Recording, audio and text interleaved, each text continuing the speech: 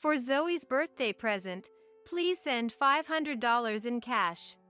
It would be great if you could transfer the money to me electronically. Isn't it amazing how we can easily send money using our smartphones without even leaving the house? We live in such convenient times. I'm so glad you didn't have to go through any trouble for this, Sadie. I was stunned when Margaret requested cash for Zoe's 5th birthday present. Apparently, it was Zoe's own wish since she has a passion for saving money.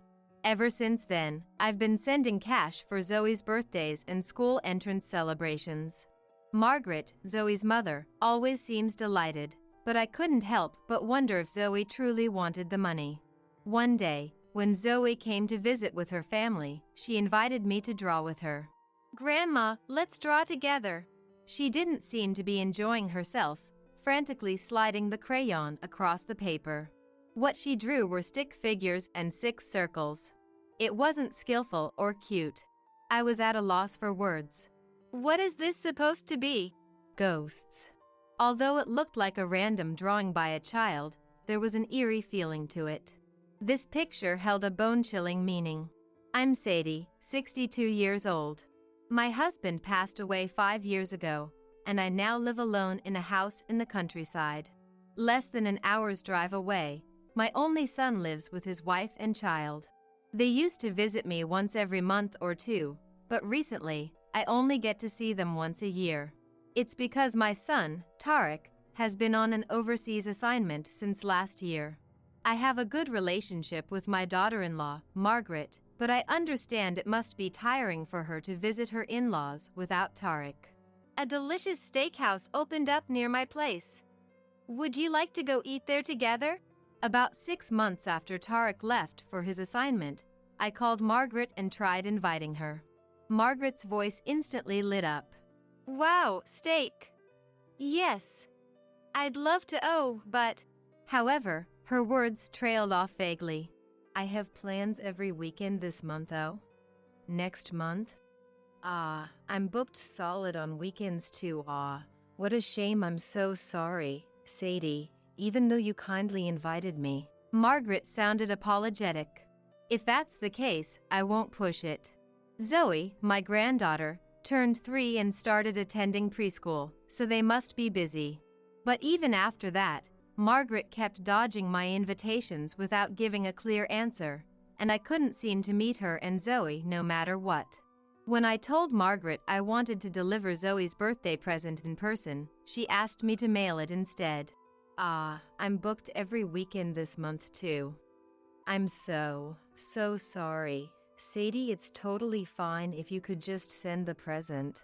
When Tarek's overseas assignment was decided, I wanted to support Margaret, who would be raising Zoe alone, in any way I could. But I couldn't even meet them face to face. Rather, realizing that my attempts to contact them might be a bother, I decided to cheer on Margaret, who was raising Zoe alone, from the sidelines.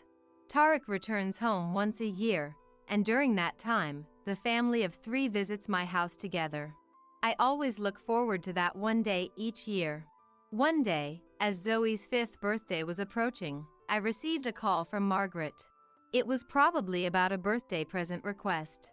I had always fulfilled their requests, so Zoe was undoubtedly delighted. Last year, I gifted her a sky blue bicycle and a stuffed animal from a popular cartoon. I was excited to see what Zoe, now turning 5, would be interested in. So about Zoe's birthday this year. Just as I thought, a present request. I waited for her to continue, my heart swelling with anticipation. "Zoe seems to want money instead of toys. Huh? Money? Yes, isn't Zoe quite the oddball?" Margaret laughed as if troubled. "She has a hobby of saving money. So, for this year's present, please give her cash." I'm sorry, Sadie.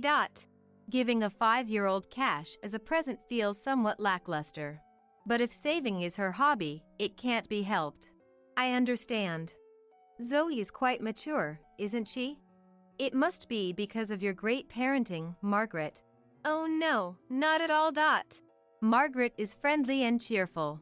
She must treat the young Zoe with straightforward kindness too. Well then, would around $100 be good for her allowance? By the way, does Zoe still like that character? I was thinking of sending some merchandise or something as a present too. I asked casually. Instantly, Margaret raised her voice. Huh? She doesn't need that. Her voice sounded somewhat irritated, making me gasp. I was puzzled, unable to believe it was coming from the always smiling Margaret. Oh, she's already over that character. She doesn't need any stuff, so $500 in cash is fine. Don't worry about it. Her voice quickly returned to the usual cheerful Margaret.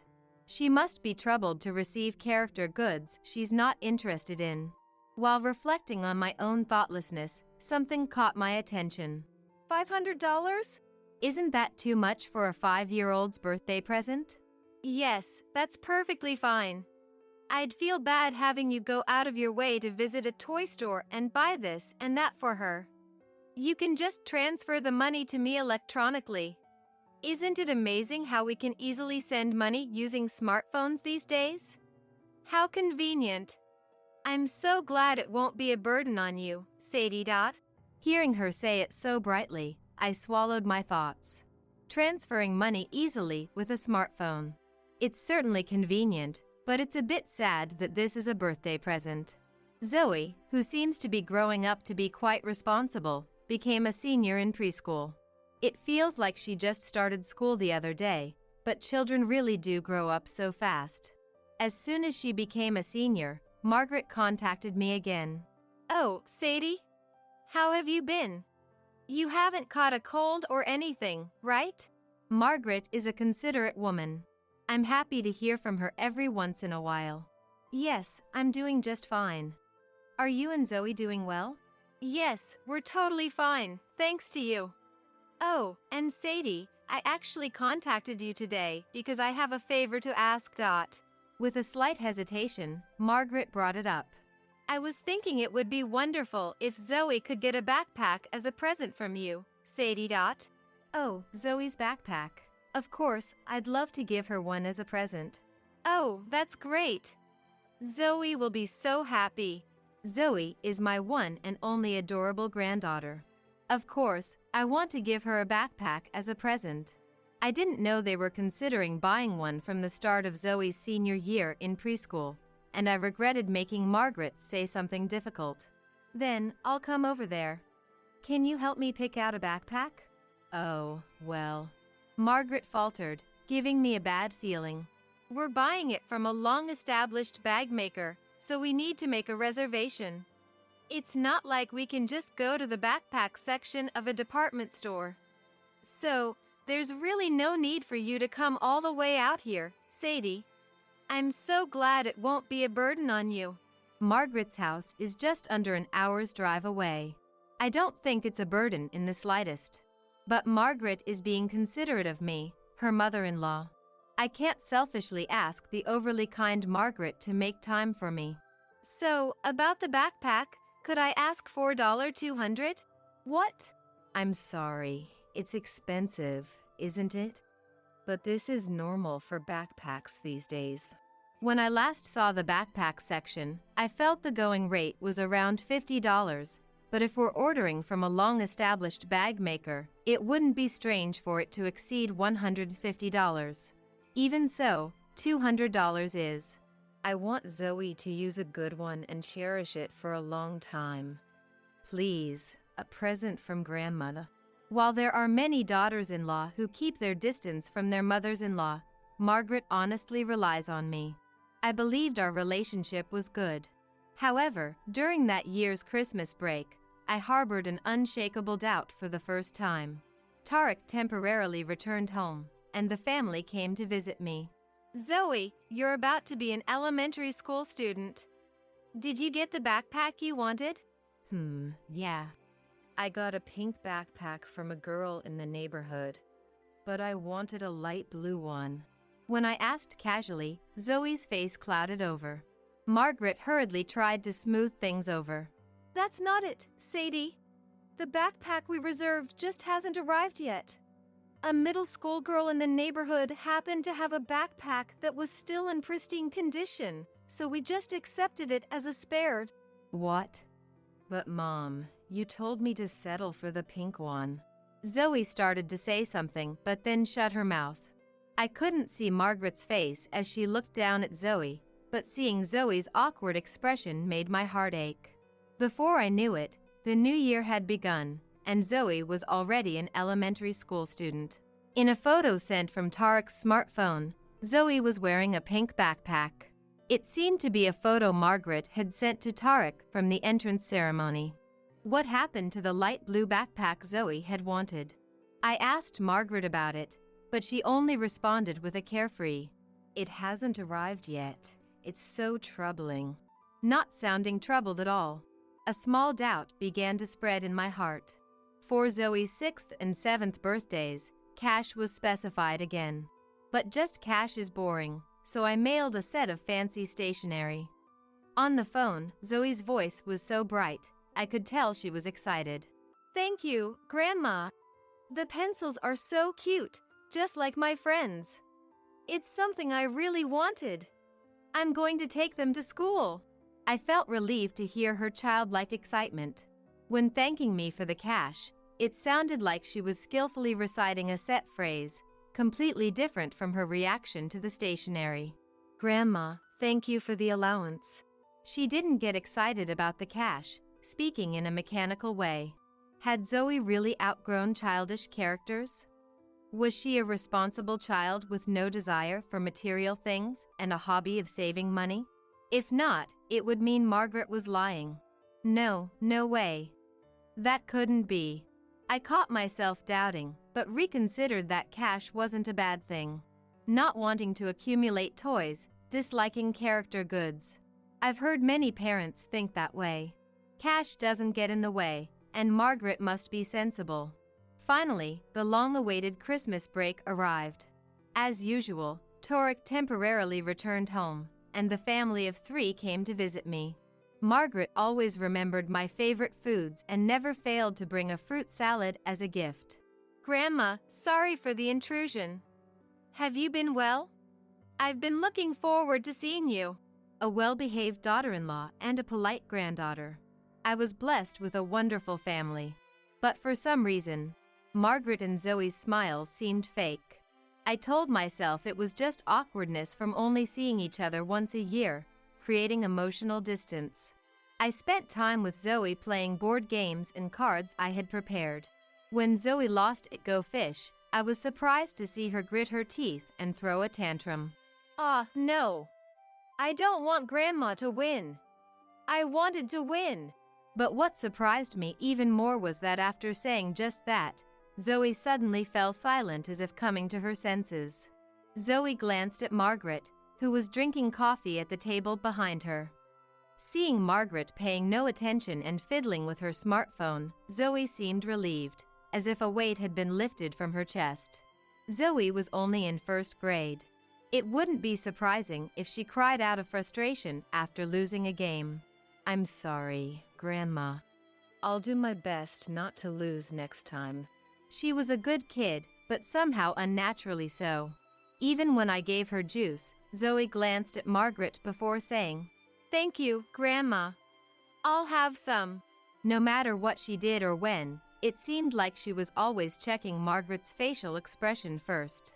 After dinner, Margaret and Tarek decided to go to the convenience store. Apparently, Margaret's period had unexpectedly started. Since he was going anyway, Tarek said he would also buy some beer. Margaret persistently tried to get Zoe to go with them, but Zoe holed up in the bathroom, saying, "My stomach kind of hurts." So Margaret and Tarek left together. "Grandma, did Mom and Dad leave?" Zoe immediately peeked out of the bathroom. I didn't even hear the sound of the toilet flushing. They left. Did you want to go with them? "No, it's okay." Zoe peered into my eyes as if she wanted to say something. "Is something wrong?" I bent down and asked, but Zoe bit her lip and looked away. Was it awkward for her to be alone with me, whom she rarely saw? As I worried, Zoe showed a smile. "Grandma, let's draw." Without waiting for my reply, Zoe took out a print with a white back and a pencil from her bag. She smoothly started drawing by herself. It was a picture of a girl. Black dot eyes and a horizontal line for a mouth. In other words, expressionless. Not only was there no ribbon in her hair, but her body was a mere stick figure. It was rough for a 7-year-old's drawing, and I didn't feel any cuteness. Is this Zoe? Yeah. The last time we drew together, it wasn't this rough. She didn't seem to be enjoying it, frantically sliding the pencil as if in a hurry. When she finished drawing the stick figure, Zoe stared at me intently. It wasn't skillful or cute. I was at a loss for words. Zoe silently gripped the pencil again. What is this? Around the stick figure, Zoe, there were 6 circles drawn.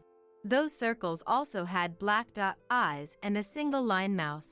Well, these kids are, ghosts. Ghosts? I see. Are they Zoe's friends? It looked like a random drawing by a 3-year-old, but it had a strange, eerie feeling. They're not friends. These kids are my family. Zoe gave me a look as if testing me. Was it just the delusion of a young child? It seemed like it would be good to gently pat her head and say, "Oh, they're your family." But Zoe's direct gaze made me freeze. Grandma. It seemed like she was trying to appeal to me. As I stared at the rough drawing, almost as if being sucked into it, a dark thought suddenly surfaced. Huh? Could this be? Could this drawing be Zoe's SOS? It's okay. Grandma is on your side, Zoe. If there's something troubling you, please tell Grandma. Zoe, who was always a polite, good girl, now glared at me with a guarded look, like a stray dog unaccustomed to people. I felt like I was being tested. I felt a sense of dread, but I never looked away from Zoe. And then, Zoe finally opened her mouth. Grandma, help me. The moment she said those words, Zoe's eyes filled with tears. She seemed to have been trying to determine if I was an adult she could rely on. At 7 years old, she should have been innocent, but it pained me to think that she had to be suspicious even of her own grandmother. Okay, I understand. Can you tell Grandma what happened? Zoe spoke while desperately holding back her overflowing tears.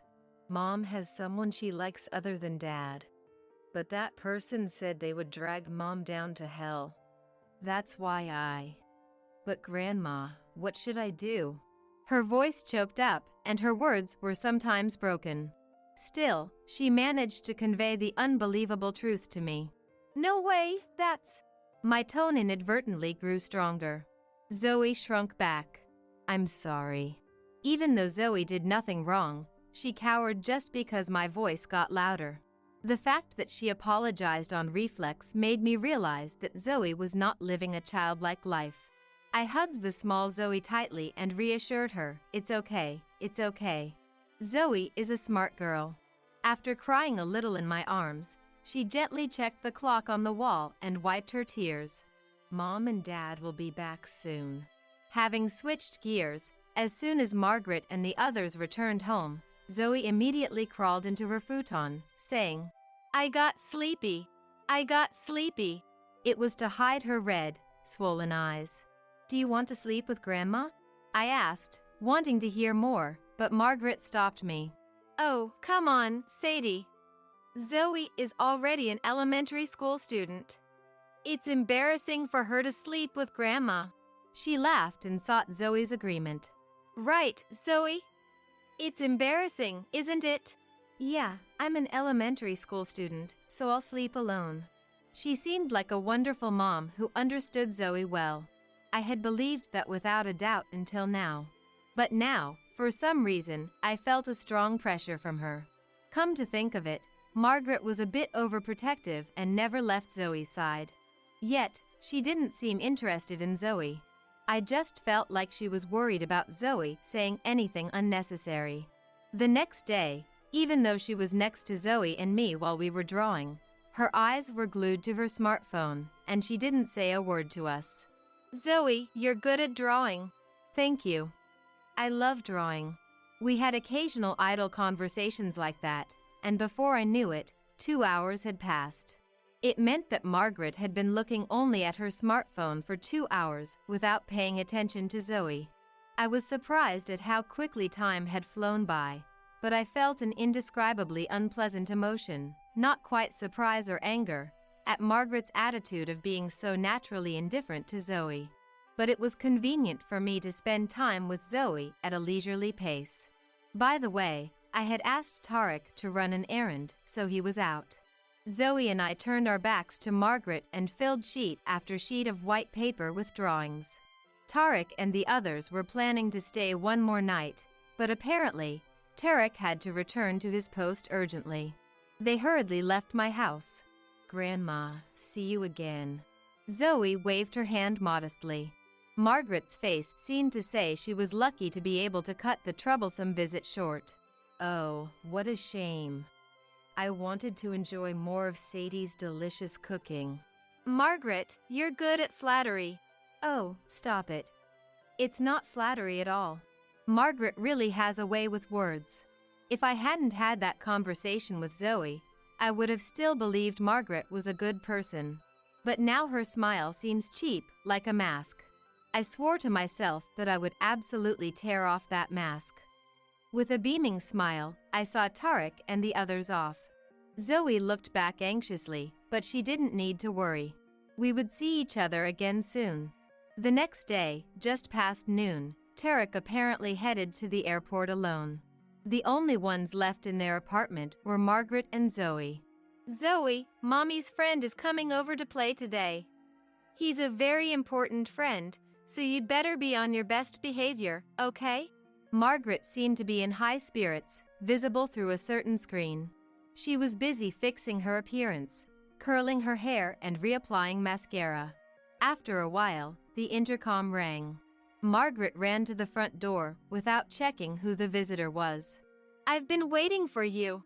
She greeted her so-called friend with a voice full of delight. As soon as her male friend Carl entered the room, he leered at Zoe with a sleazy grin. "Zoe, let's get along well, okay?" Zoe glared at the man with defiant eyes. The man maintained his smile and pretended to be her friend in an exaggerated manner. "Zoe, don't make such a scary face. I'm your mommy's friend, you know? Let's have some fun together." He approached Zoe with a gentle tone, but his voice suddenly dropped low, threatening Zoe. "How long are you going to keep making that face? If you don't try hard, your mommy will fall into hell, you know? Do you understand? You'll be the one pushing your mommy down." Zoe's body trembled slightly. "So, shall we play together?" "Isn't that great, Zoe? Go play with Carl." "Oh, wait, $300 up front. Ha, you don't miss a thing." I couldn't stay silent and watch anymore. I pushed open the closet door where I had been hiding and ran into the living room where Zoe was waiting. "What are we playing? Let Grandma join in too." Zoe was sitting with her knees hugged to her chest, as if protecting herself. As soon as she saw me, her tense expression softened, and she ran over to me. Margaret couldn't grasp the situation and could only look back and forth between Carl and me in bewilderment. "Huh? What? Why?" It was only natural for her to be surprised when her mother-in-law, who shouldn't have been there, suddenly appeared in her home. Margaret seemed to be simply dumbfounded, not even feeling anger yet. "Who's this old hag?" "I'm not an old hag. I'm Zoe's grandmother. Now, mister, what shall we play? House? Drawing, perhaps?" The man took a step back, distancing himself from me. He was perplexed by the intrusion of a seemingly crazy old woman. I embraced the shoulders of Zoe, who was clinging to my legs, and gave her the gentlest smile I could muster. Then I raised my gaze and instantly wiped the smile off my face. I leaned in close to Carl's face and stared into his eyes with a piercing gaze. "Or were you planning to involve a child in adult games?" I took out a few sheets of paper from the bag I was holding. They were densely filled with writing. While visiting my home, Zoe and I pretended to be drawing, but we were actually conversing through writing the entire time. Zoe had been telling me about her situation through written words. Margaret never peeked in and asked, What kind of picture are you drawing? So Zoe and I conversed earnestly through writing. We didn't have a chance to be alone, but as long as we didn't make a sound, we wouldn't get caught. I relentlessly confronted the bewildered Margaret and the man, paying no heed to their confusion. Zoe told me that she was threatened, saying if she didn't play with this man, her mom would go to hell. Even though he said play, Zoe could sense it wasn't going to be pure, innocent play, even if she didn't fully understand. So she was scared and didn't want to play, but if she didn't play with him, her mom would suffer a terrible fate. Carrying this unknown terror, Zoe had been worrying all this time. Margaret, can you explain in detail what this is about? Margaret's eyes darted all over, up, down, left, and right, desperately seeking an excuse. Her usual aura of being a good person was gone. She stuttered out a response. Huh? No, I mean, it's just normal playing house, right? You'll go to hell if you don't play house? What? Oh, no, I don't remember saying anything like that. I mean, is Zoe telling some weird lie or something? Margaret tried to play dumb. First of all, the very fact that I was here meant there was no way I would let her make excuses. By the way, I've been in this house for the past few hours. I've been listening the whole time. Watching the whole time. As I slowly informed her, Margaret turned pale. No matter if I was her mother-in-law, it must have been terrifying to find out I had intruded without her knowledge. That's a lie. There's no way. Margaret looked frightened, as if she were the victim, but she was by no means a victim. The one who's unbelievable is you. After Tarek left the house, you were on the phone with this man, right? I heard that too. Margaret and Carl furrowed their brows and looked at each other. I quietly urged Zoe to go to another room. The clever Zoe silently obeyed. Now I could corner them without holding back. You were planning to sell Zoe for $300, weren't you? I don't know anything about that. Margaret hastily denied it. So I fired back without missing a beat. I have a recording. What? Immediately after seeing off Tarek, who was returning to his overseas post, Margaret gleefully started making a phone call. The contents were so cruel, it made me want to cover my ears. Even without listening to the recording, Margaret's voice replayed in my head. Hey, Tarek went back overseas. Come by Zoe right away. You'll give me the $300, right? You promise? This will pay off my debt, right? Oh, and don't get serious with a kid, okay? I'm the one you really want, right? A mom selling her own daughter to pay off debts. Witnessing that nearly made me stop breathing. I had to suppress the urge to rush out immediately and save Zoe. And so, I had waited for this moment when she couldn't make excuses. I pointed to Margaret's pocket. The envelope in your pocket, what's inside? An envelope she had hurriedly stuffed into her pocket when I appeared. It was handed to Margaret by the man. I happened to be checking the contents at the time, so I could see several $100 bills peeking out. Huh? I don't know. It was impossible for her to feign ignorance. I sighed and informed her again. I have a recording, and I was also filming, you know? What? Feeling dizzy, Margaret staggered on her feet. I would never forgive Margaret for making Zoe suffer. Tears streamed down Margaret's cheeks as she held her head in her hands. She started to plead, shedding tears little by little. Sadie, it's not what you think. No, I was wrong. I'm sorry. The truth is, I have debts, so I had no choice but to offer up Zoe. I really made a mistake. I'm sorry. Realizing she couldn't deceive me anymore, Margaret tried to win me over with tears. The one she should be apologizing to wasn't me, but Zoe. She probably just wanted to sweep this painful situation under the rug. The debts, what did you rack them up for? Like brand name stuff? I took a look around the room. There were no visible brand name items, and neither the room nor Margaret herself seemed very flashy. Tell me the truth. Well, you see, Margaret stammered. As I waited for a response, a voice rang out from behind me. It's for hospital bills. It was Zoe.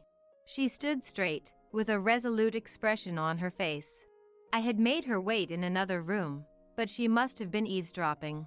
Unable to hold back any longer, she had rushed out. It's for hospital bills, right, Mom?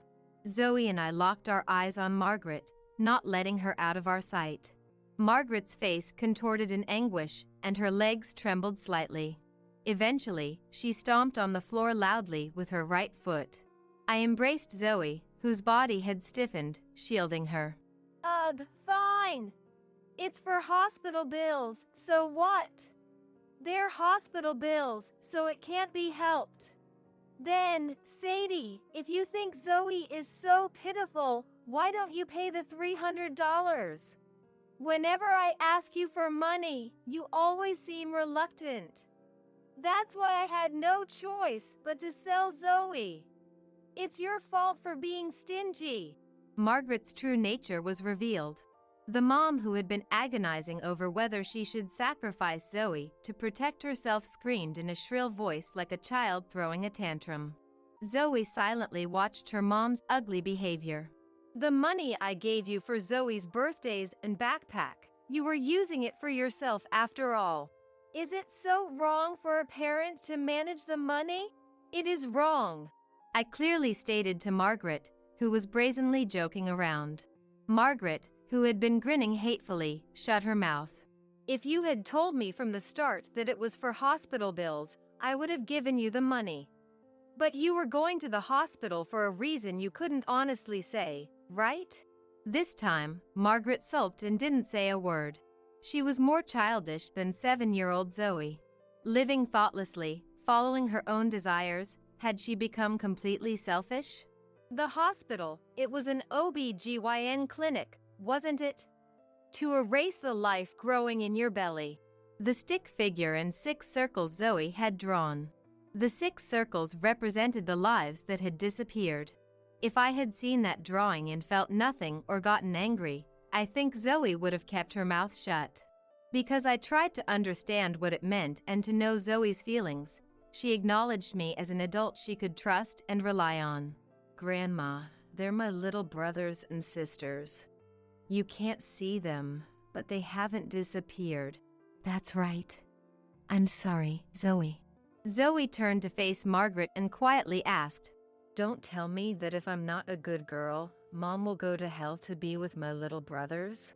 In fact, it seems Margaret had been leaving Zoe behind and going out to have fun on a regular basis. Taking advantage of Tarek's overseas assignment, she had been fully enjoying the single life. She would only return home in the morning or evening to give Zoe a boxed lunch or cup noodles. But Margaret had a good public image, so she properly participated in school events, and their family was not recognized as having problems. While Margaret was mostly out like this, there were times when she would stay home for about a week. At those times, I was happy to have Mom with me all the time, but Mom was in really bad shape and irritable. When I tried to approach her to talk, she said, I'm tired from just giving birth to your little brother or sister. She said it costs a lot of money to have a baby. So, when I asked where the baby was, Zoe bit her lip.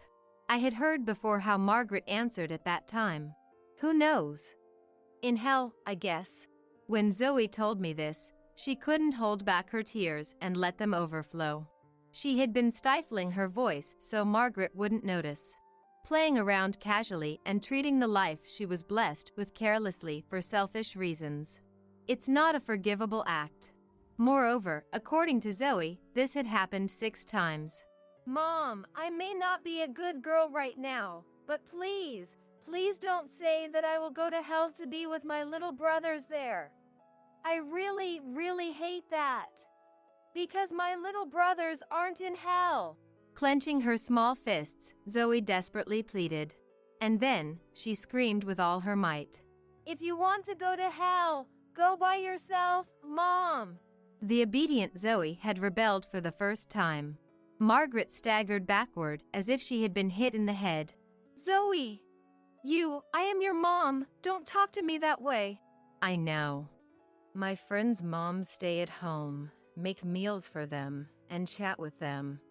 Some moms are busy with work, but none of them are busy getting friendly with men like you. Only 7 years old, Zoe, a first grader, was thinking much more like an adult than Margaret. Huh? Don't mess with me. Margaret's eyes narrowed, rapidly filling with hatred.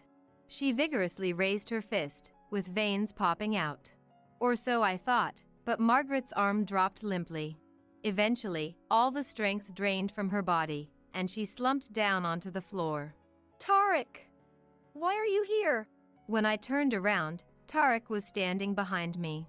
Margaret had abruptly lost her momentum when she noticed him. You're supposed to be gone. Wait, this isn't making any sense. Why are you here? Tarek said to the confused Margaret in a flat voice. Is it weird for me to be in my own home? More importantly, isn't it weirder for a strange man to be here? Carl, who had been called a strange man, had completely blended into the background, so he jumped up in surprise. What were you planning to do with Zoe? Even when spoken to, Carl still pretended to be part of the background and held his breath. He didn't pick a fight or try to run away. He seemed quite timid. If you don't want to answer, that's fine. You can tell the rest to the police. What? Why are you surprised? You tried to buy a 7-year-old child for $300, didn't you? The man mumbled. Well, it was just an attempt. While stammering, Tarek strode up to Carl and grabbed him by the collar. I don't want to hear excuses. Get lost.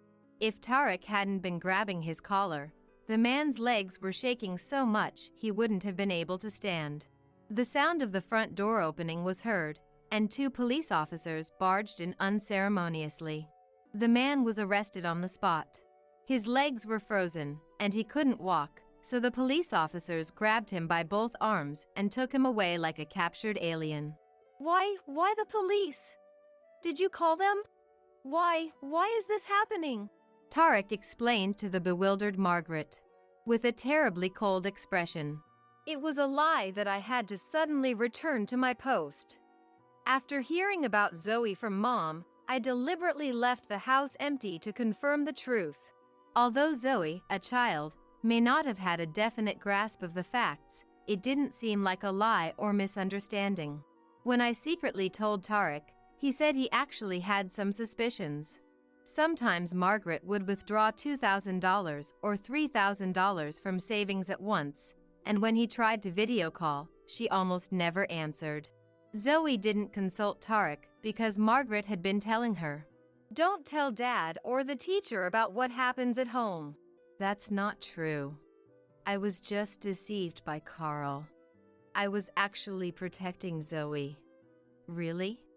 I was going to try my best to only let him take a few photos. Margaret clung weakly to Tarek. Even seeing Margaret's tears, Tarek was completely unmoved. On the contrary, he openly showed his disgust and looked down on Margaret. I didn't know Margaret was such a foolish human being. I just told you earlier. Did you already forget? I said I was recording audio and video. I pointed to the smartphone propped up on the shelf in the living room. Tarek had set up one he used to use in advance. By connecting it to a video call, Tarek and I could check the interior in real time. Of course, we were also recording video. I heard you on the phone with that man too. You said he could do whatever he wanted with Zoe. Oh, no, that's not true. First of all, I couldn't have waited inside the house without Tarek's cooperation. Margaret let out a voiceless, She reached out to Tarek but was strongly brushed off. Undeterred, she turned her hand toward Zoe. However, even Zoe avoided her with a sharp look. Abandoned by her family, Margaret pursed her lips and looked up at the heavens. Then, the police officers from earlier returned. The hand that her family wouldn't hold was taken by the police officer. Huh? Why are the police taking me? Margaret, you did something that required the police's attention too. She had tried to make a child do something inappropriate. Even if it ended in an attempt, it was unforgivable. Huh, why, no, Zoe. As Margaret was being taken away by the police, Zoe asked, "Mom, are you going to hell?" What? No, I don't want to go to hell. The police officers tightly restrained Margaret, who had started making a commotion, and dragged her away without mercy. No! Let me go! I don't want to go! Margaret was making a huge fuss like a disobedient child. Eventually, her voice faded away, and when I looked outside, the police car had driven off. I later heard that Margaret had indeed been cheating, feeling like she was single. Thinking Tarek, who was on an overseas assignment, would never find out, she had been boldly playing around and apparently had repeated unwanted pregnancies. Since the incident with Zoe ended in an attempt, Margaret and the man were given a suspended prosecution. The man wasn't serious about Margaret, but he thought it was rather lucky when she occasionally got pregnant. He would have her examined by a doctor he knew, overcharge her more than the going rate, and he could receive kickbacks. That's why I was never really serious from the bottom of my heart. It was just for fun. I'm so sorry. The deeper the man's apology, the more miserable Margaret seemed. On the other hand, Margaret and Tarek got divorced. She cried and protested, but someone who tries to sell their daughter has no right to refuse. Contact with Zoe was also prohibited. At the time of the arrest, she had been screaming and crying so much that someone must have filmed it, and without our knowledge, she had become a topic on social media as the wailing old hag. Even though we never spread rumors, somehow not only Margaret's name, but also the reason for her arrest had spread. The internet world is scary. After the divorce, Margaret tried to come and contact Zoe, but the neighbors immediately reported her, so nothing came of it.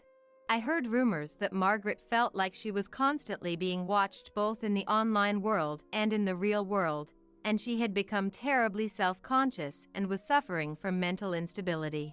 Since Tarek had to return overseas, I took care of Zoe for a while. As if the long time we couldn't see each other had been a lie, Zoe and I got along well and had endless conversations. You know this happened and then this happened. See? Grandma. Zoe kept talking, her words overflowing, sometimes saying incoherent things. Maybe she wasn't as level-headed as I thought. But even the chatty Zoe was childlike and adorable. After a while, Zoe left to go overseas to Tarek's post. The lively and fun times passed in the blink of an eye, and the room I surveyed felt spacious. About 3 months after Zoe had gone overseas, a letter arrived in the mailbox. It was from Zoe. Surprisingly, it was written in French. I pulled out a dusty French-English dictionary and took my time reading the letter. Although there were some mistakes here and there, I was happy to see that Zoe was also working hard overseas. That's it. I'll learn French. It would be so much fun to be able to chat with Zoe in French. Even in my 60s, it seems I can still find things I want to do and dreams to pursue. When I can speak French, I'll go visit Tarek and surprise him. With a goal in mind, the little loneliness that had remained in my heart quietly disappeared. Right now, I'm imagining a bright future, my heart swelling with anticipation. There's no more land for us to lease out here. When I rushed into the major bank in my pickup truck, the female receptionist named Wendy gave me an openly disgusted look. And when I asked her to call the loan officer, instead of doing as I asked, she made this rude remark.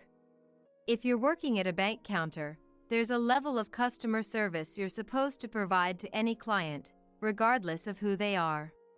I don't have time to waste either. Especially during this season, I'm extremely busy with the harvest and everything. I finally managed to carve out some time to come here amidst all that.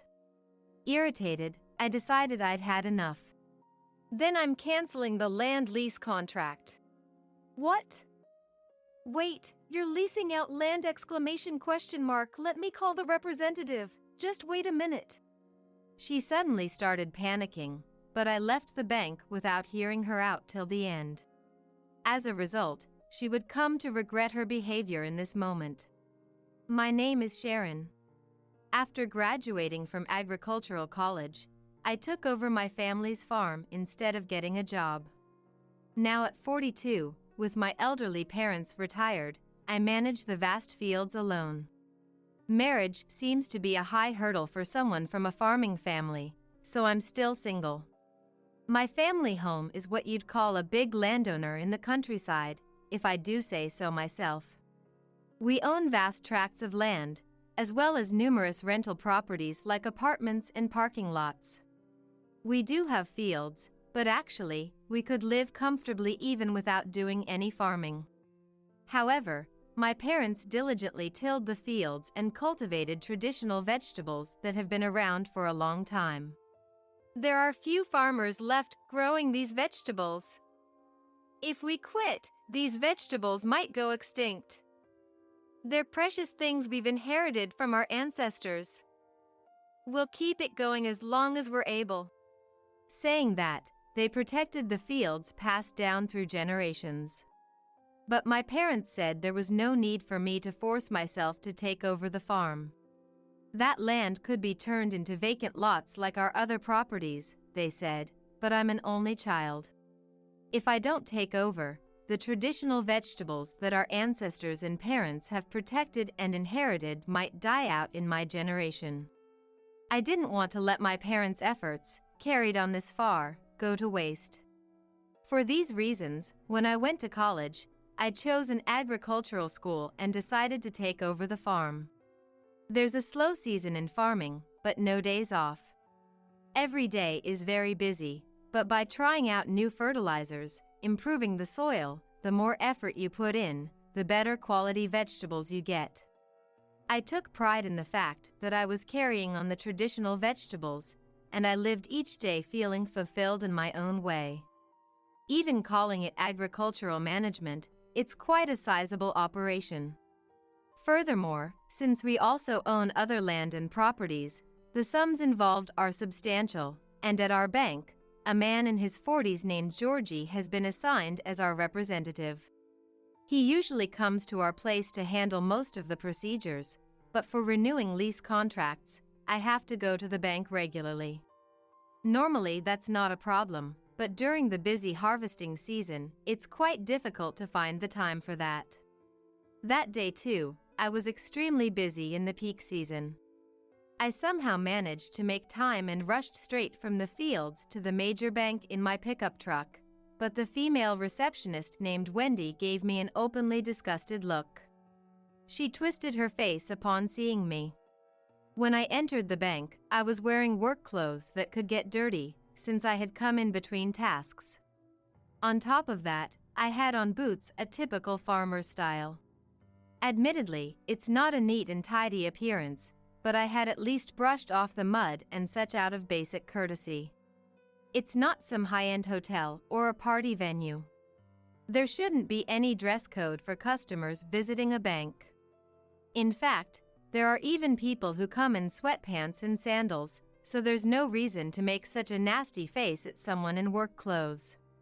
Nevertheless, she looked me up and down, wrinkling her nose as if to say I was filthy. Then, she let out an exaggerated sigh. I didn't appreciate her rude attitude of deliberately making it obvious that she found me unpleasant. Yet, it wasn't something I felt the need to complain about either. I just wanted to quickly finish my business and get back to work. Thinking that, I asked with a wry smile for her to call my representative. "Excuse me, could you please call Georgie, my representative?" However, instead of calling him, she said something unbelievable. "And what business do you have with him? He's not free either. We both have limited time, you know. I'm sorry, but I think you should refrain from wasting it." No, that's not. I started to explain but stopped. I have no obligation to bother explaining to someone so rude. It's not even worth that effort.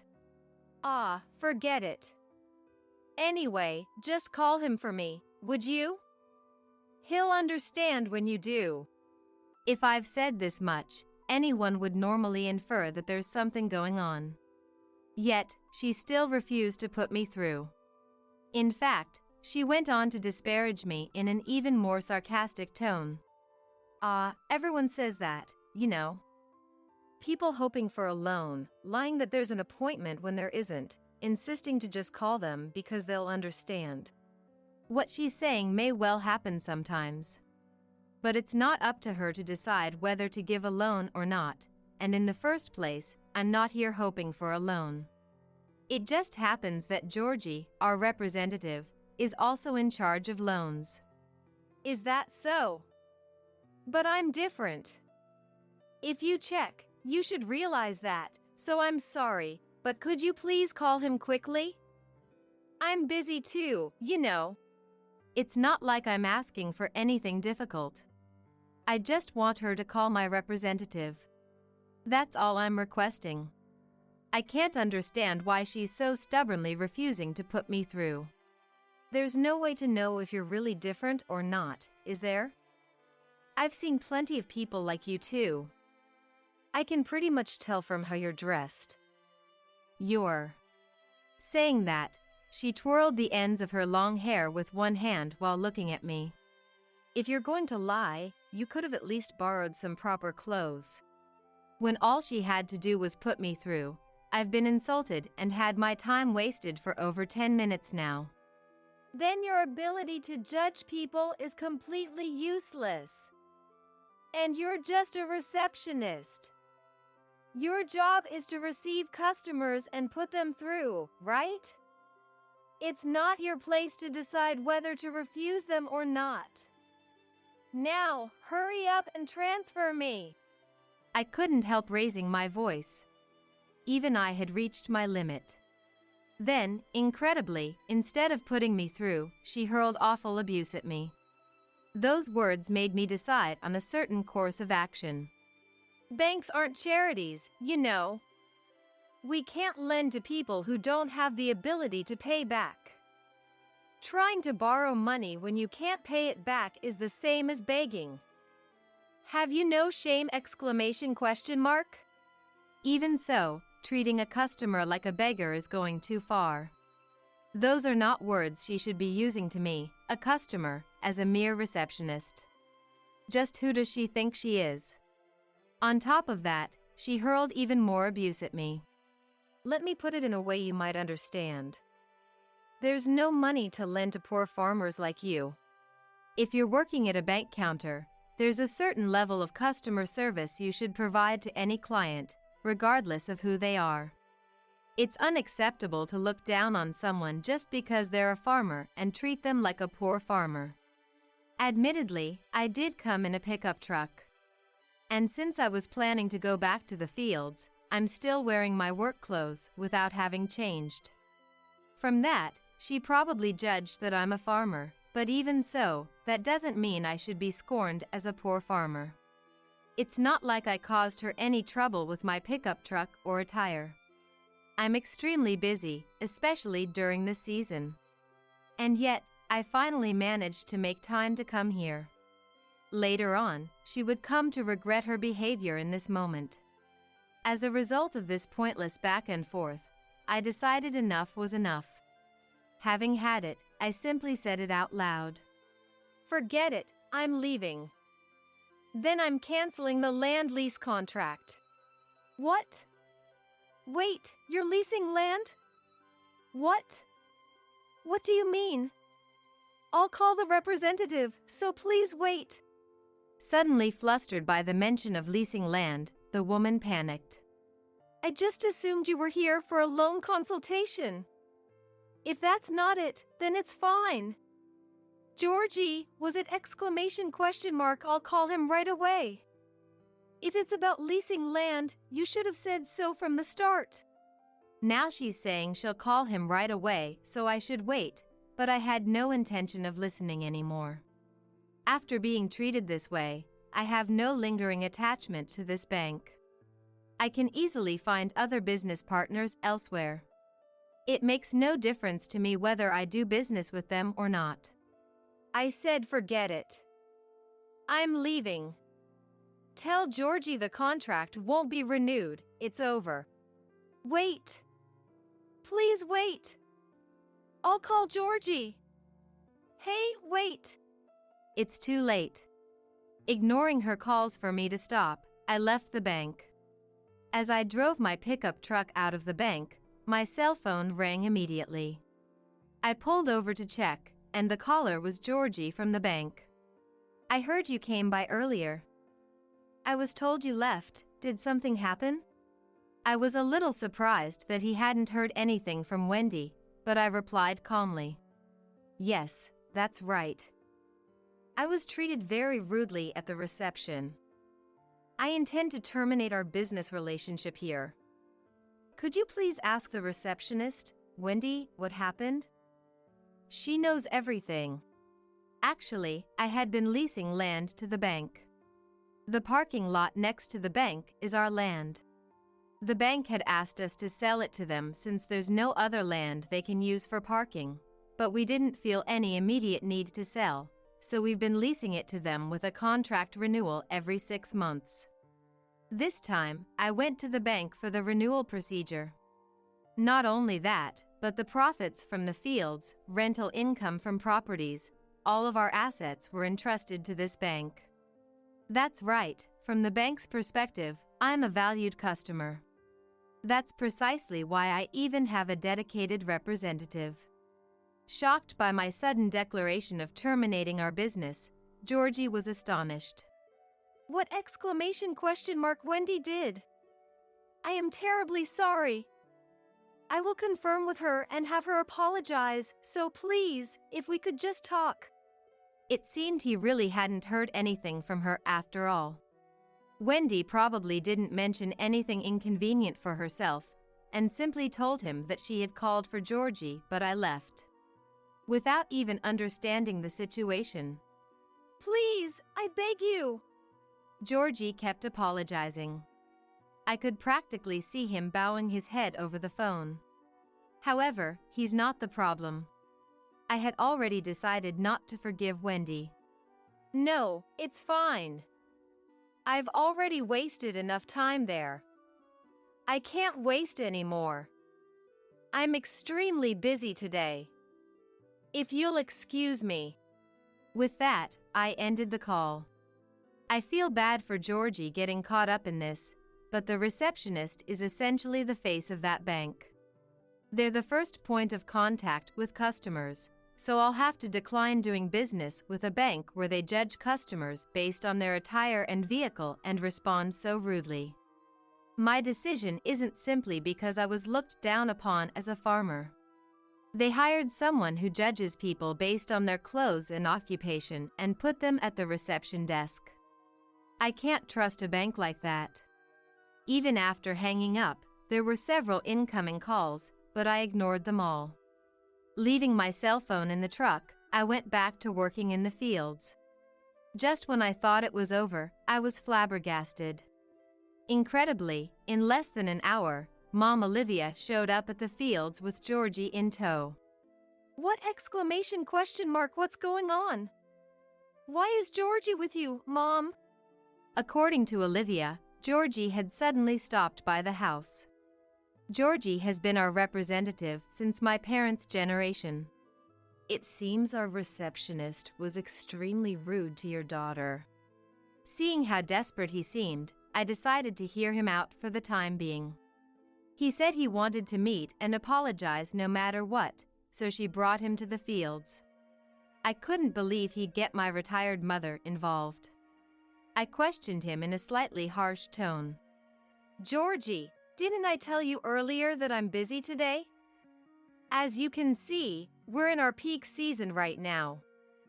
I somehow managed to make time to come in the middle of that, only to be refused a transfer and spoken to rudely. I'm fed up. I can't spare any more time for you. Please leave. Ask Wendy about what happened. I thought he'd give up after that, but Georgie suddenly bowed deeply. I am terribly sorry. Olivia hastily. Oh my! Please stop that. shouted. But he remained motionless. I was at a loss with him like that. Even if you bow your head, I still can't do the impossible. I'm incredibly busy right now. This is not a lie or anything. I am literally very busy. It would be great if Olivia and Dad could help, but they both retired due to back pain, so that's difficult too. I can't ask other farmers for help either. They're all in their peak season as well. Then Georgie said something unbelievable. I'll help. What should I do? Exclamation question mark. As he spoke, he was already taking off his suit jacket and rolling up his sleeves. What exclamation question mark? Even I was surprised by this. Certainly, I'm so busy that I could use Georgie's help. There are simple tasks too, so if he's offering to help, it would indeed be appreciated. But, as I hesitated, Olivia said, Hey, Georgie is offering to help, so why not let him? Then, with that free time, you can listen to what he has to say. Thank you very much. I'll do my absolute best, so please. He nodded eagerly, seizing the opportunity. All right then. I reluctantly accepted his proposal. But surprisingly, he was quite skilled. He harvested the vegetables and stacked them well. Thanks to him, a task I expected to take about 3 hours alone was finished in 2 hours. Have you perhaps done farm work before? To my surprise, he stretched his back, laughed, and told me. Actually, my grandmother used to have a home garden. I often helped out when I was little. It's surprising how much the body remembers. Olivia brought us some tea, so as we took a break at the edge of the field, I explained the circumstances this time as promised. Judging customers based on their clothes and vehicle, looking down on them, and hurling rude words. I can't trust a bank with a receptionist like that. Hearing that, he nodded deeply several times as if finally understanding. I can't believe such a thing. Your anger is justified. That should never happen. I am terribly sorry. And then, actually, he shared the inside story. Apparently, Wendy is the bank president's daughter. She had initially been working at another branch, but after causing problems there, she was sent to this branch. Her work attitude was poor and the branch manager had warned her many times, but she never improved. By telling me these internal circumstances that normally shouldn't be disclosed to outsiders, his sincerity fully came through. And the reason why someone like her was at the reception desk. This incident is absolutely unforgivable. We will take firm action. First, could you please put the termination of our business on hold for the time being? Please judge based on our future response. Georgie spoke in a serious manner. I can't forgive Wendy, but I felt I could trust him. So I decided to give him a little leeway. The next day, the doorbell rang, and when I went outside, Georgie and Wendy were there. For some reason, they were both dressed in work clothes and wearing boots. We caused you a great deal of trouble yesterday. I am terribly sorry. I've brought Wendy here again to apologize. Come on, Wendy. Prompted by Georgie, Wendy bowed to me while averting her eyes. I was extremely rude yesterday. I apologize. Dissatisfied, with an attitude that clearly showed she was being forced to say it reluctantly. I cut her off. If it's not a sincere apology, I don't need it. Seeing this, Georgie scolded Wendy with a furious expression. You still don't seem to understand what you've done. I explained that the survival of this branch depends on her. Are you trying to drive this branch to closure? Exclamation question mark. I've known him for several years now, but this was the first time I saw him get angry. He was always smiling, so I thought he was a bit unreliable, but I gained new respect for him as someone who can properly say what needs to be said. Even Wendy couldn't help but uncomfortably avert her eyes at Georgie's harsh scolding. Still, she pursed her lips and argued back. I did hear that, but isn't that an exaggeration? They're just farmers, you know? They can't have that much power. Georgie yelled at her even more.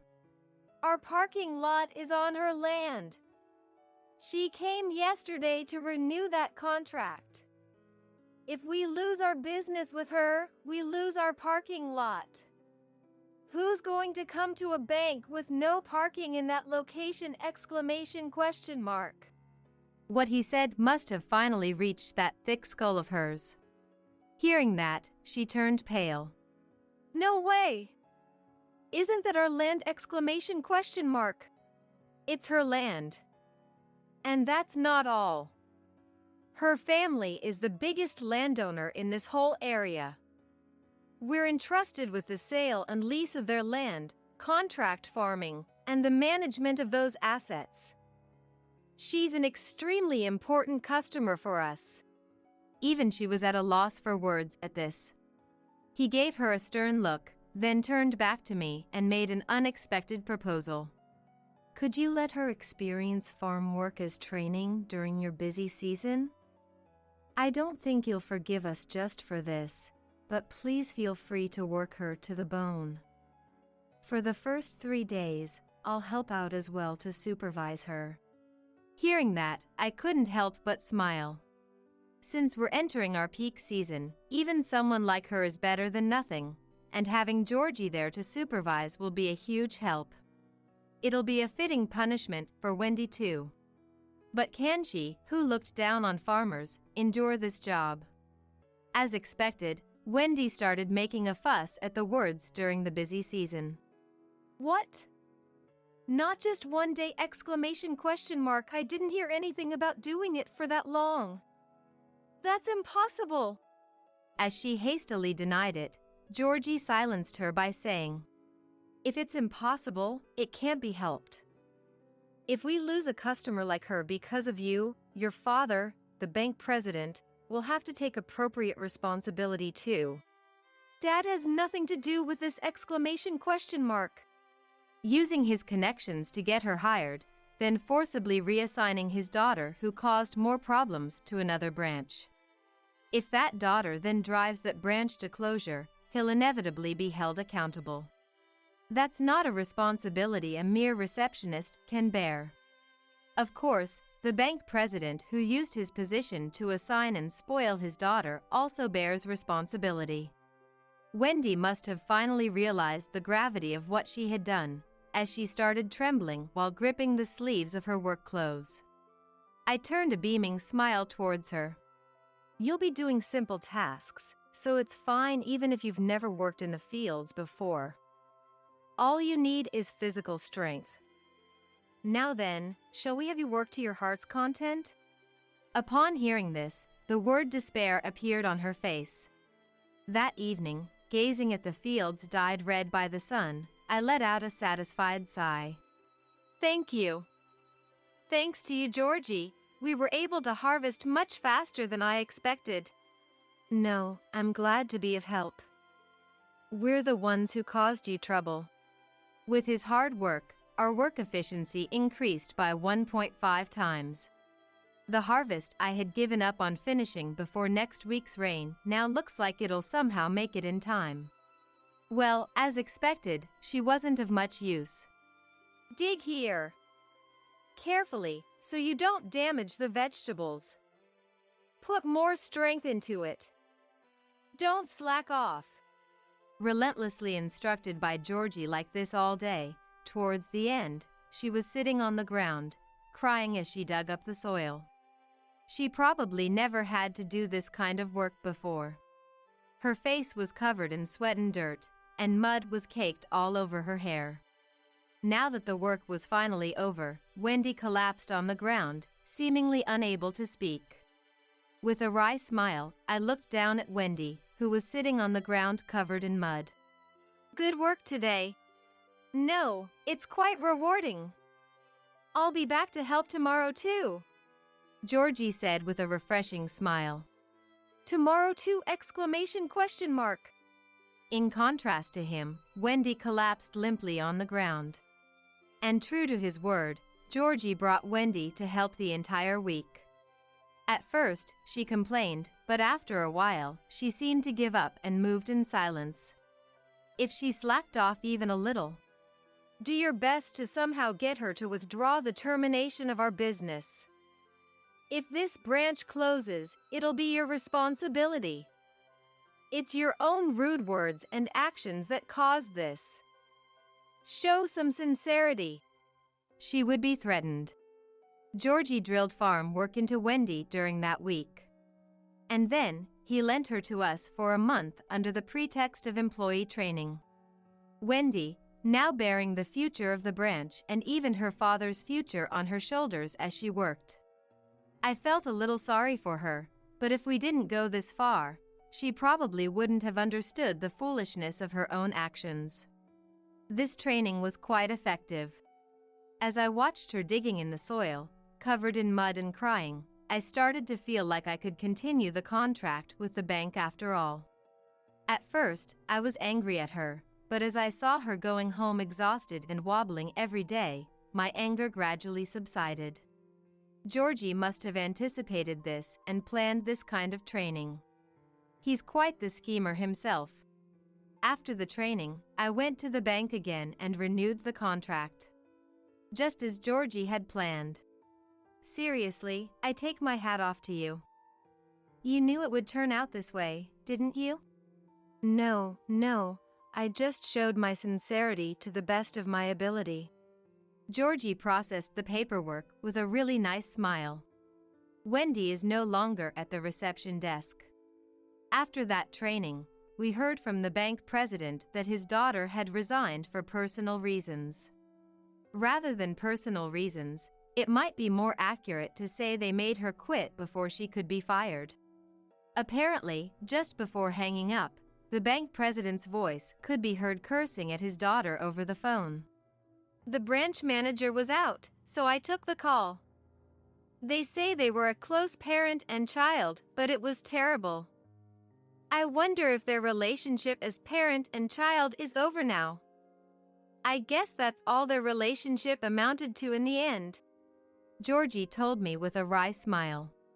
It's good that we were somehow able to renew the contract, but if I had gone through with terminating our business, it would have caused the bank a huge loss.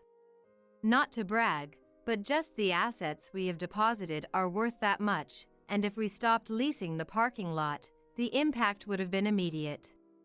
Avoiding that wasn't because Wendy helped with the farm work, but because Georgie arranged it and moved my heart. Even if Wendy were to be reinstated, there's surely no place for her at that branch anymore. Incidentally, her father didn't come out of this unscathed either. It was good that he made his daughter quit, but it was too late. Through the branch manager, the circumstances this time and her past behavior were brought up at an executive meeting, and criticism from the other executives converged on the bank president. It even developed into a situation where he might have to resign. Since we caused you trouble, I'll tell you this in secret. Please keep it strictly confidential. The bank president might be replaced soon, Georgie said with a laugh.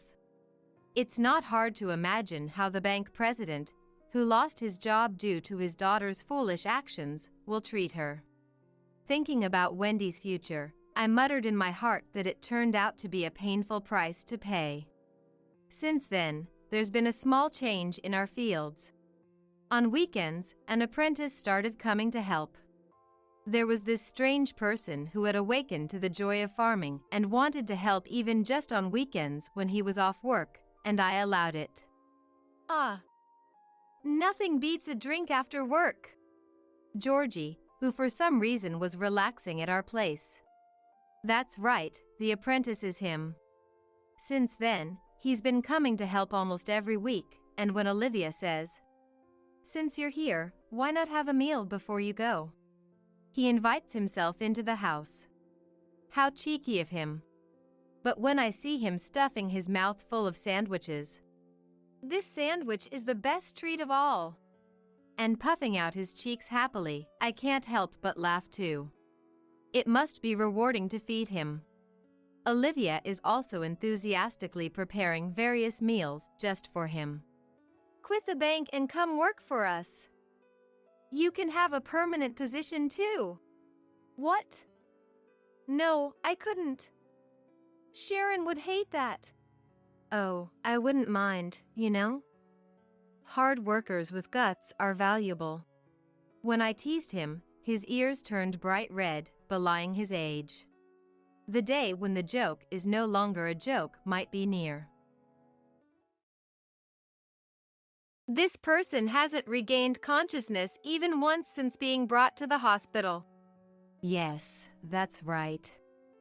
It seems her body became weaker after a fracture before. Then it's about time, isn't it? I'll prepare the funeral wreath. As I was speechless at my assail Nancy's words, Nancy, without showing any concern for me, looked down at Mom lying in the bed and said, "So, I can finally say goodbye," and laughed mockingly before walking away. I was dumbfounded, unable to understand and too stunned to even feel angry.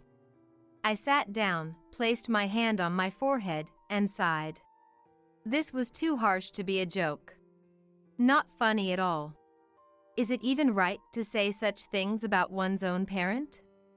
I don't have children, so I don't know, but I think I would be sad if my daughter spoke to me that way.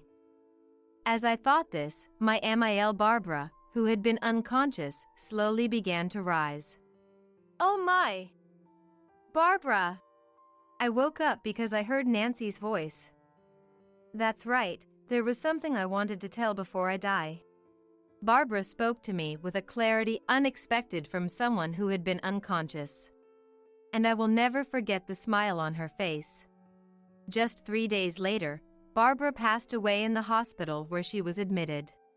It was around the time when the buds on the cherry tree visible from the hospital room window were just beginning to bloom.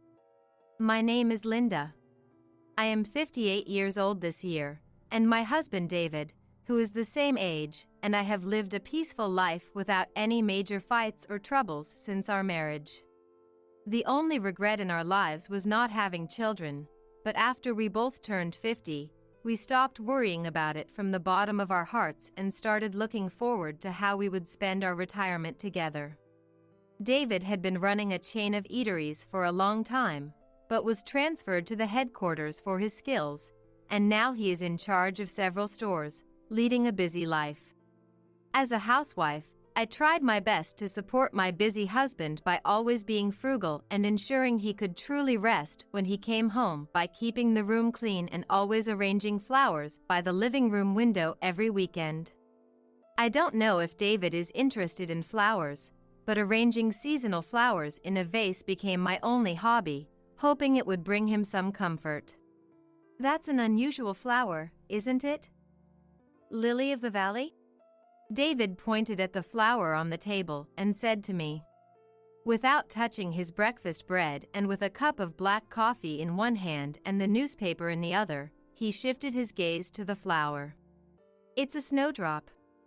In a small vase made for single flowers, a delicate white flower blooms downward at the tip of its slender stem, presenting a cool demeanor.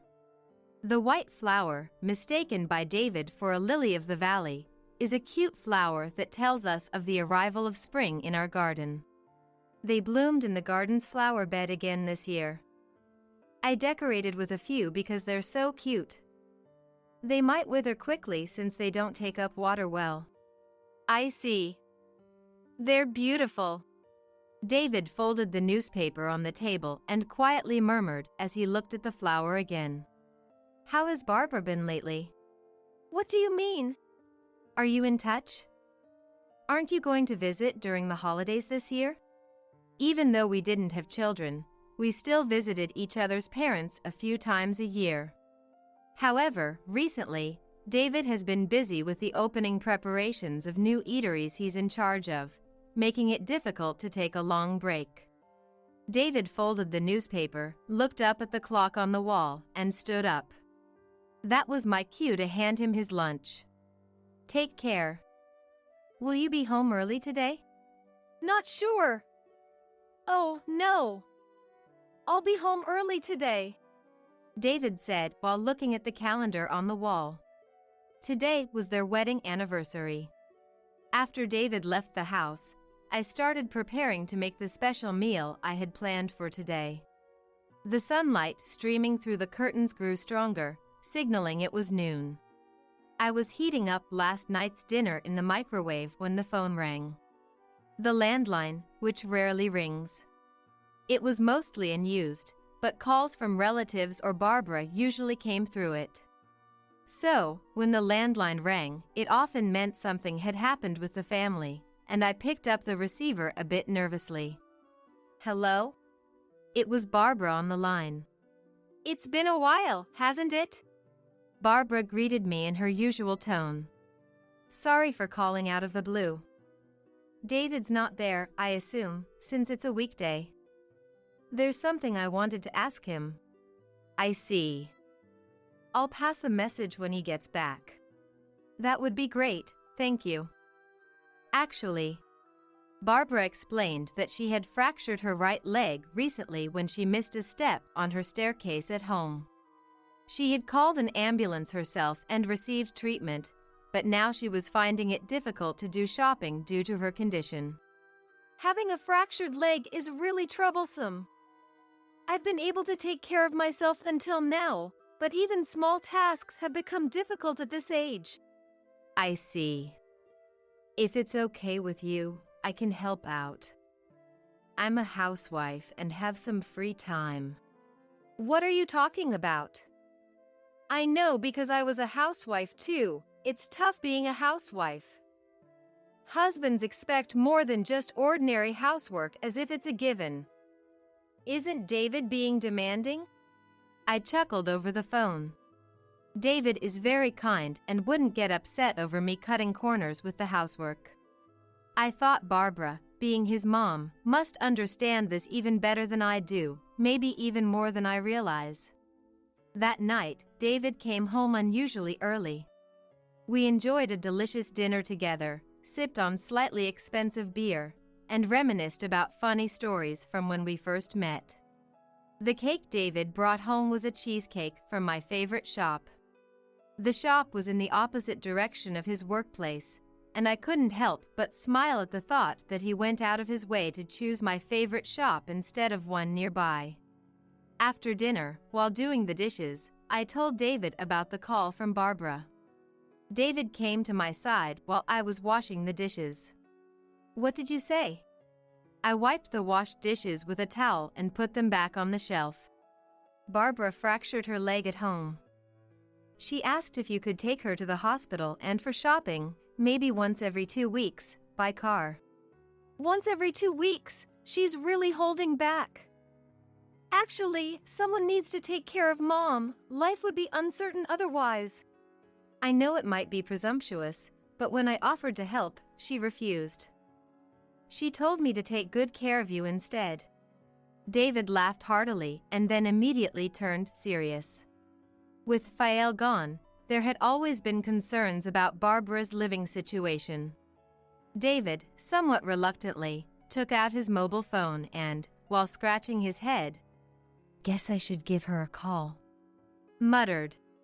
"Ah, it's me, David." "Sis?" "Ah, right. David walked out of the living room with his mobile phone to his ear. The call was to Nancy. Nancy is a year older than David and works in PR for a company in the city center. Honestly, I don't know much about Nancy, who hardly ever shows up at family gatherings, but I was vaguely aware that Barbara spoke ill of her, so I knew their relationship wasn't good. David returned with a grim expression and sat down. She said she doesn't care about Mom. That's terrible. Well, it's not like we can do much either. Can't be helped. I know someone who arranges home helpers. I'll talk to them sometime. David acted swiftly, and by the following week, a home helper started visiting Barbara's house. Initially, Barbara complained, but she eventually accepted the fact that she couldn't manage everything on her own and expressed her gratitude for David's kindness. Years passed by in the blink of an eye. As usual, I opened the curtains to let in the morning sunlight. The snowdrops that used to bloom in our garden around this time every year were absent. While the green stems of these bulbous plants were growing, they hadn't blossomed into their characteristic white flowers. It happens, I thought, slightly disappointed, as I yawned. The landline rang. Caught off guard by the phone ringing mid-yawn, I ended up coughing. As I picked up the receiver, my heart rate sped up when the caller identified themselves as the reception at the university hospital. I'll be right there. Without asking for details, I quickly got ready and jumped into the car. I had heard that Barbara's health had been deteriorating. Frantically, I grabbed my mobile phone to inform David that I was heading to Barbara's hospital. Noticing my fingers trembling on the steering wheel, I tried to calm my nerves by taking deep breaths at a red light. It's going to be okay. It has to be. For some reason, I couldn't stop thinking about the snowdrops I had seen in the flower bed earlier. Despite their lush green stems, the absence of even a single bud made them look more like weeds, unsettling me in my current state. Upon arriving at the hospital, I found David waiting.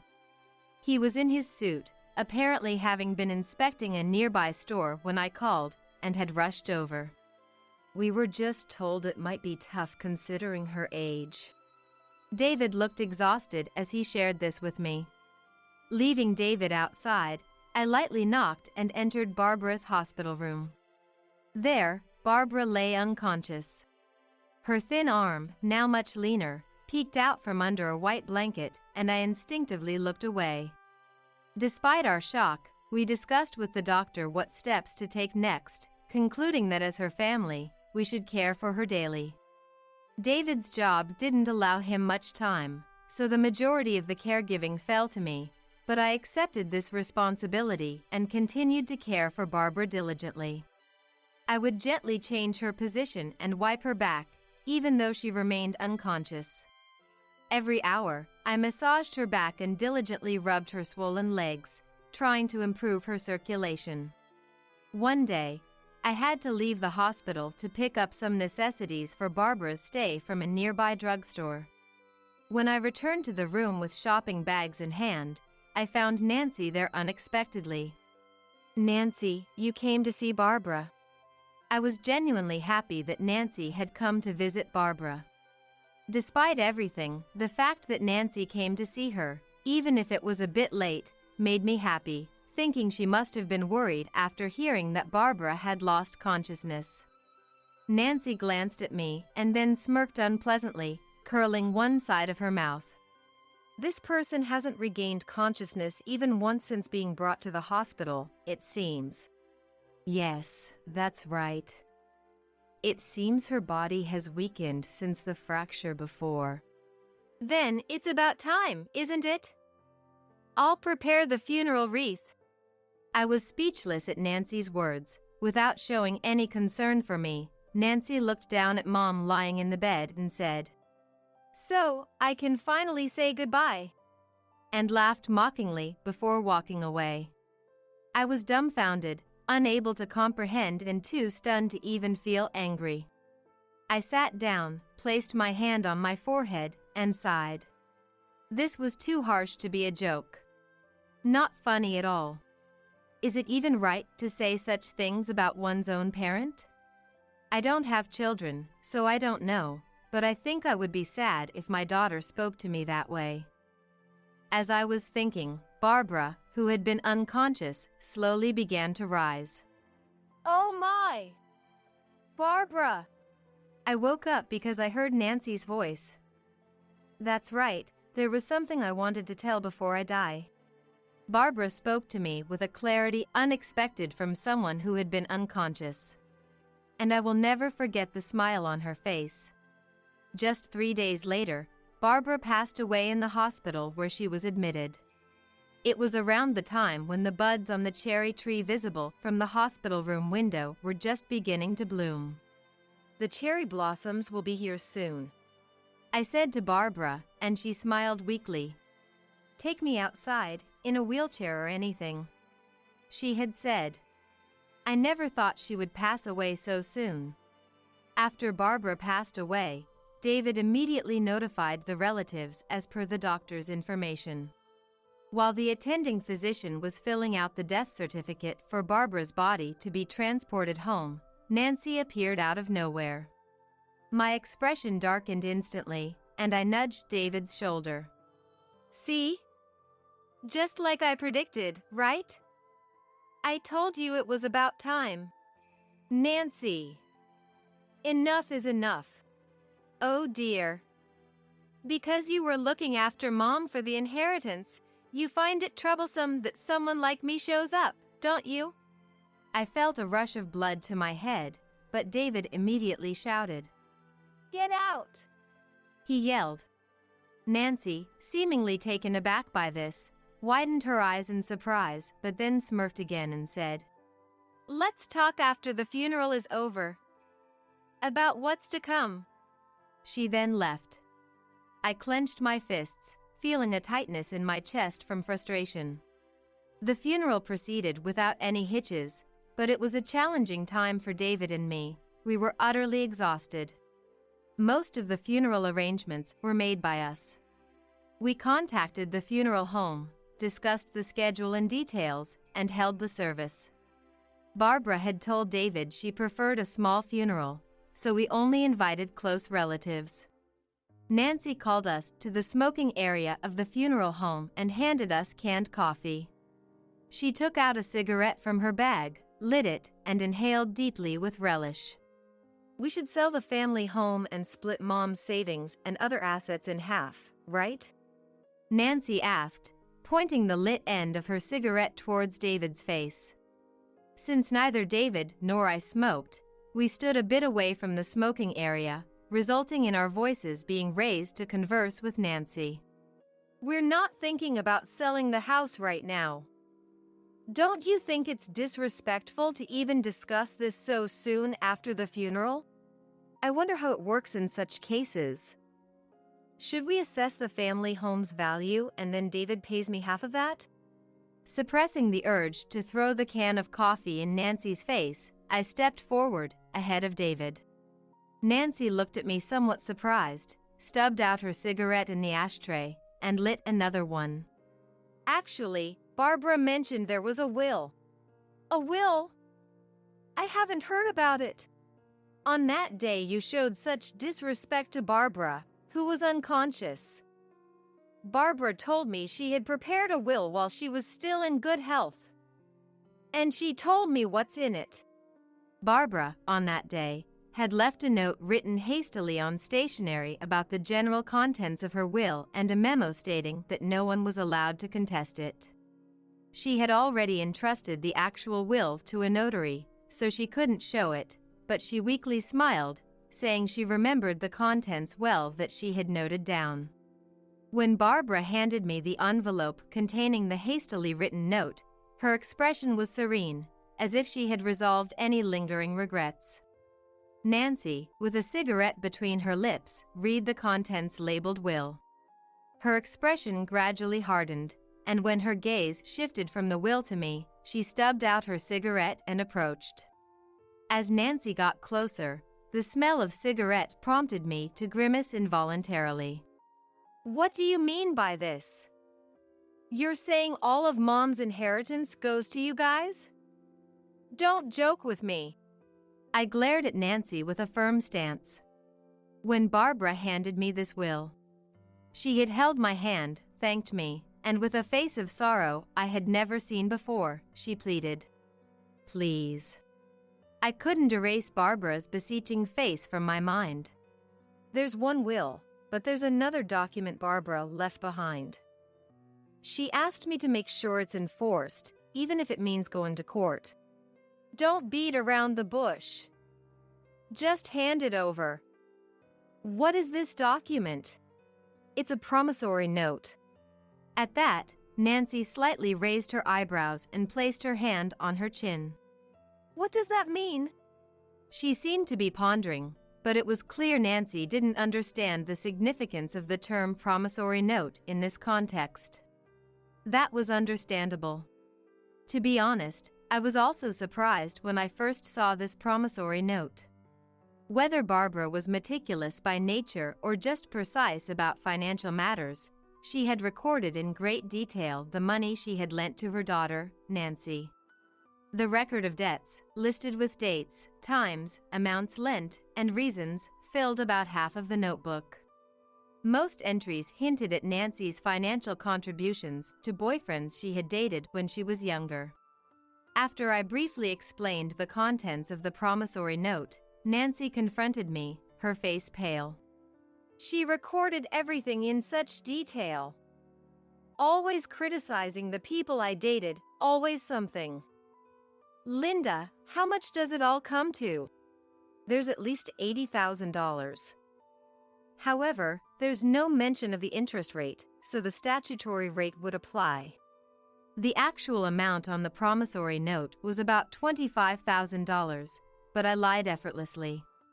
The repayment deadline had long passed, and Nancy, having some legal knowledge, would understand that this story didn't add up. Yet, I pressed on. I couldn't let Nancy take away the savings Barbara had accumulated or the family home she cherished. The original is with a lawyer, but Barbara had one suggestion before we proceed with a claim against Nancy. Nancy was clearly flustered by this unexpected turn of events.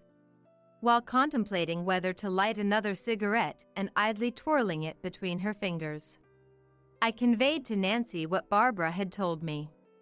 If she didn't contest the inheritance, we would let the matter of the debt slide. Most of Barbara's savings were used for the funeral, and selling the family home will take time. If you contest the inheritance, the debt repayment will commence immediately, which would surely complicate your life. I tried to speak as gently as possible, not wanting to provoke Nancy. David, standing beside me, looked tense, glancing back and forth between Nancy and me.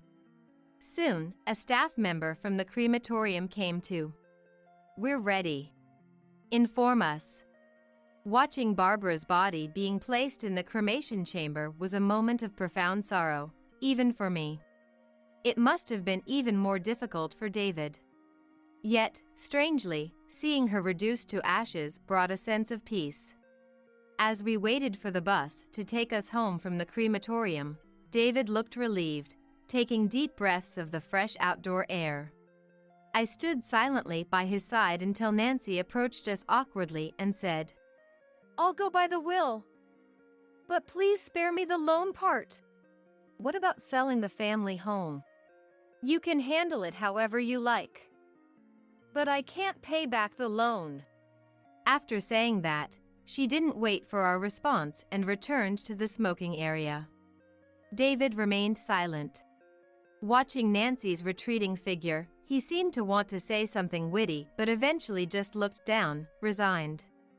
Later, it was revealed that Nancy had quit her job, hoping to inherit from Barbara. She had moved to a downtown apartment and indulged in nightclub visits and luxury shopping, leading to financial distress. It was baffling how she could make such decisions. Believing there was a significant inheritance, Barbara had indeed lent Nancy a considerable amount of money, perhaps fostering Nancy's belief in available funds. Forced to move to a standard apartment and start a part-time job, Nancy's arrogant attitude led to her quick dismissal, and she eventually had to leave that apartment too. At the family court, when Barbara's will was unsealed in the presence of witnesses, it confirmed that all her assets were left to David and me, as Barbara had stated. Though it was expected, Nancy remained silent, sighing deeply and looking defeated. Nancy is now scraping by with a live-in part-time job, but we have no sympathy for her. David, her brother, shares my reluctance to interact further, and one day, the landline was removed from our home. We've decided to keep in touch only with close relatives. Yet, there's a part of me that wonders if this lonely conclusion was truly for the best. I wonder if this was truly the right ending for Barbara. Time passed, and as the first anniversary of Barbara's passing approached, having received the inheritance, we built a respectable grave and continued to live our lives as usual, mindful not to waste money unnecessarily. On a warm day heralding the arrival of spring, I noticed the white snowdrops that hadn't bloomed last year now adorning the flower bed visible through the open window. These flowers hung towards the ground, swaying like earrings. I couldn't help but step outside and bend down to admire the flowers in the flower bed. Among them were low-lying pansies and violas, adding a vibrant splash of color. I gently touched the snowdrops with my fingertips. David returned from a neighborhood stroll on his bicycle, his basket filled with various vegetables. What's with all these vegetables? Got them from the local farmer's market. They were cheap, so I bought a bunch. Even if they were cheap, this is a lot. Seeing the basket brimming with vegetables, I exclaimed, "Ah." And with a slightly mischievous expression, I suggested to David, "Let's use these vegetables to make a variety of dishes that celebrate spring." "All of them?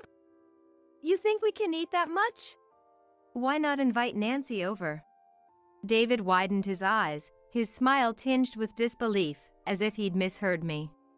Nancy would likely have plenty of complaints about my vegetable dishes. But even if she's not fond of them, making fried vegetables might soften their bitterness, making them palatable. Still, Nancy might refuse to eat or even decline the invitation to our home altogether. Yet, if she did come over, I'd insist on showing her the snowdrops blooming in the garden.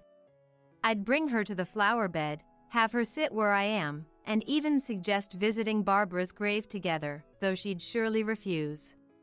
But if she found the flowers beautiful, I believe we might come to understand each other, even if just a little. "I don't think you should go on that trip," I said with a cold voice, only to be met with an annoyed glare from my husband. He was getting ready to join his company's retreat, clearly not thrilled about my input. "Look, it's not like I'm going out to play.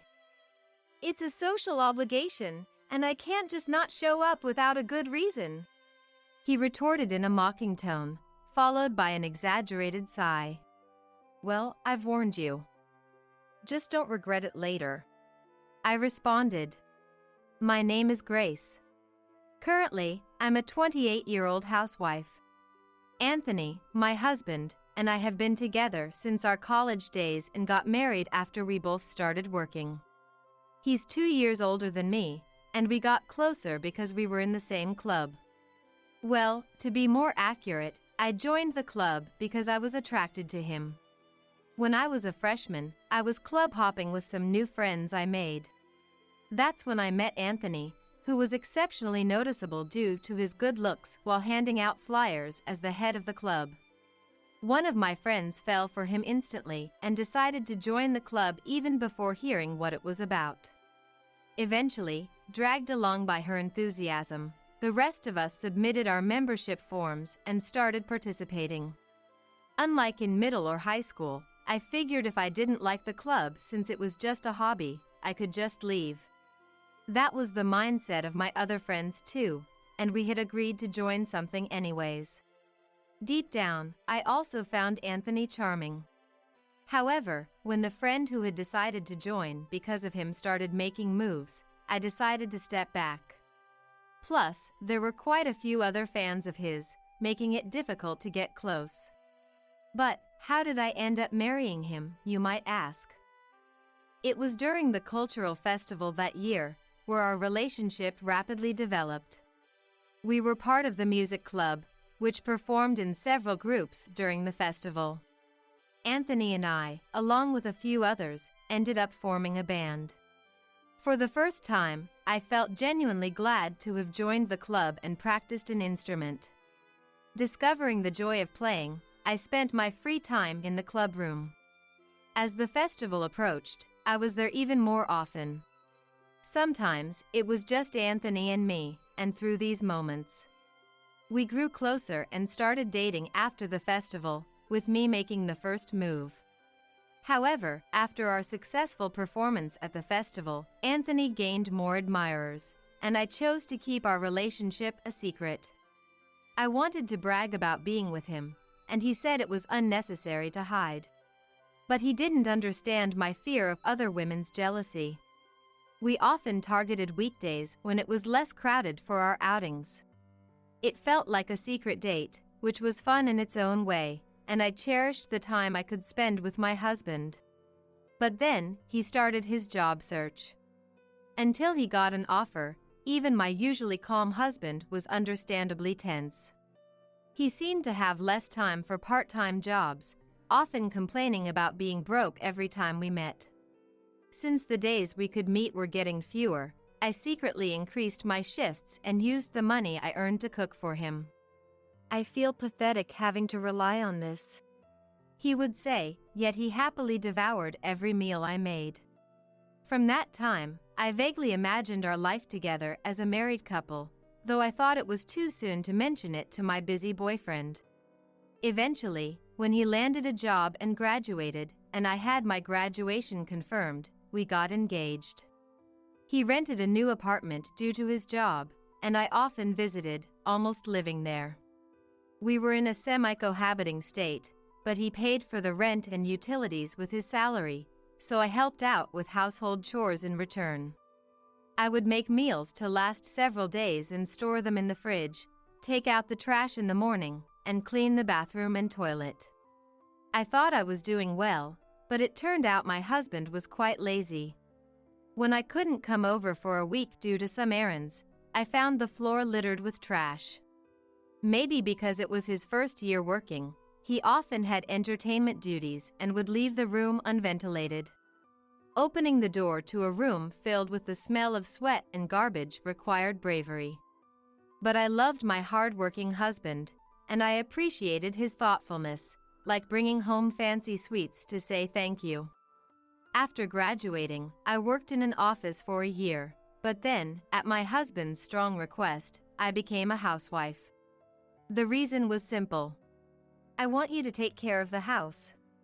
His lifestyle habits remained the same, with me handling most of the household chores.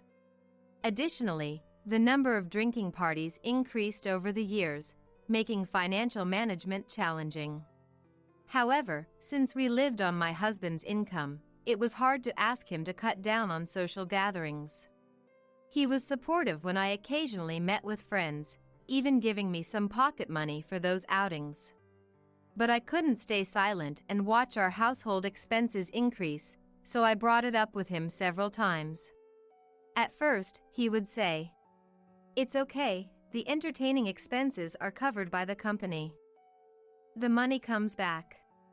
But gradually, he started giving specific reasons, like, "Today is a colleague's birthday," or "I can't miss a promotion celebration." It became harder for me to object. My husband had a close group of friends at work. I heard from a university friend who also landed a job there. That friend was the one who had a crush on him and led us to join the club. She was already married and said it was a coincidence that she ended up working at the same place as my husband. When I mentioned my husband was Anthony, she had to think for a moment. "Who was that again?" It seems she had completely forgotten about the man she once eagerly pursued. She told me a lot about my husband. He was always with his close-knit group, and there were no other women involved, which was a relief. But the weekly spending on drinks was a problem. I kept asking him to cut back on the drinking sessions, but he couldn't refuse invitations from dear friends. Even when I argued about the expenses, he only suggested reducing the amount spent per occasion instead of not going at all. Looking back, we should have had a serious discussion about this early in our marriage. As time went on, things became more ambiguous, and I started to give up. My husband stopped mentioning his outings unless I asked, and it seemed like he had created his own rule of going out on weekends. Approaching his 30s, He hadn't changed his living habits from his student days, only capable of leaving his clothes on the floor. I had gotten used to taking care of him, so even though I was frustrated, I stopped bringing it up. I figured if we were going to fight about it, I might as well let him do what he wanted. Then one day, my husband mentioned he would be joining the company's retreat. A company retreat when it's not even a long weekend?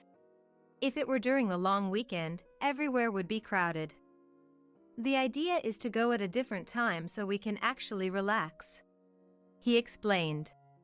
I'm okay with him participating in the trip since he's been working hard. But the cost is what worries me. Even if the travel expenses are covered, things like meals and souvenirs will likely be out of pocket.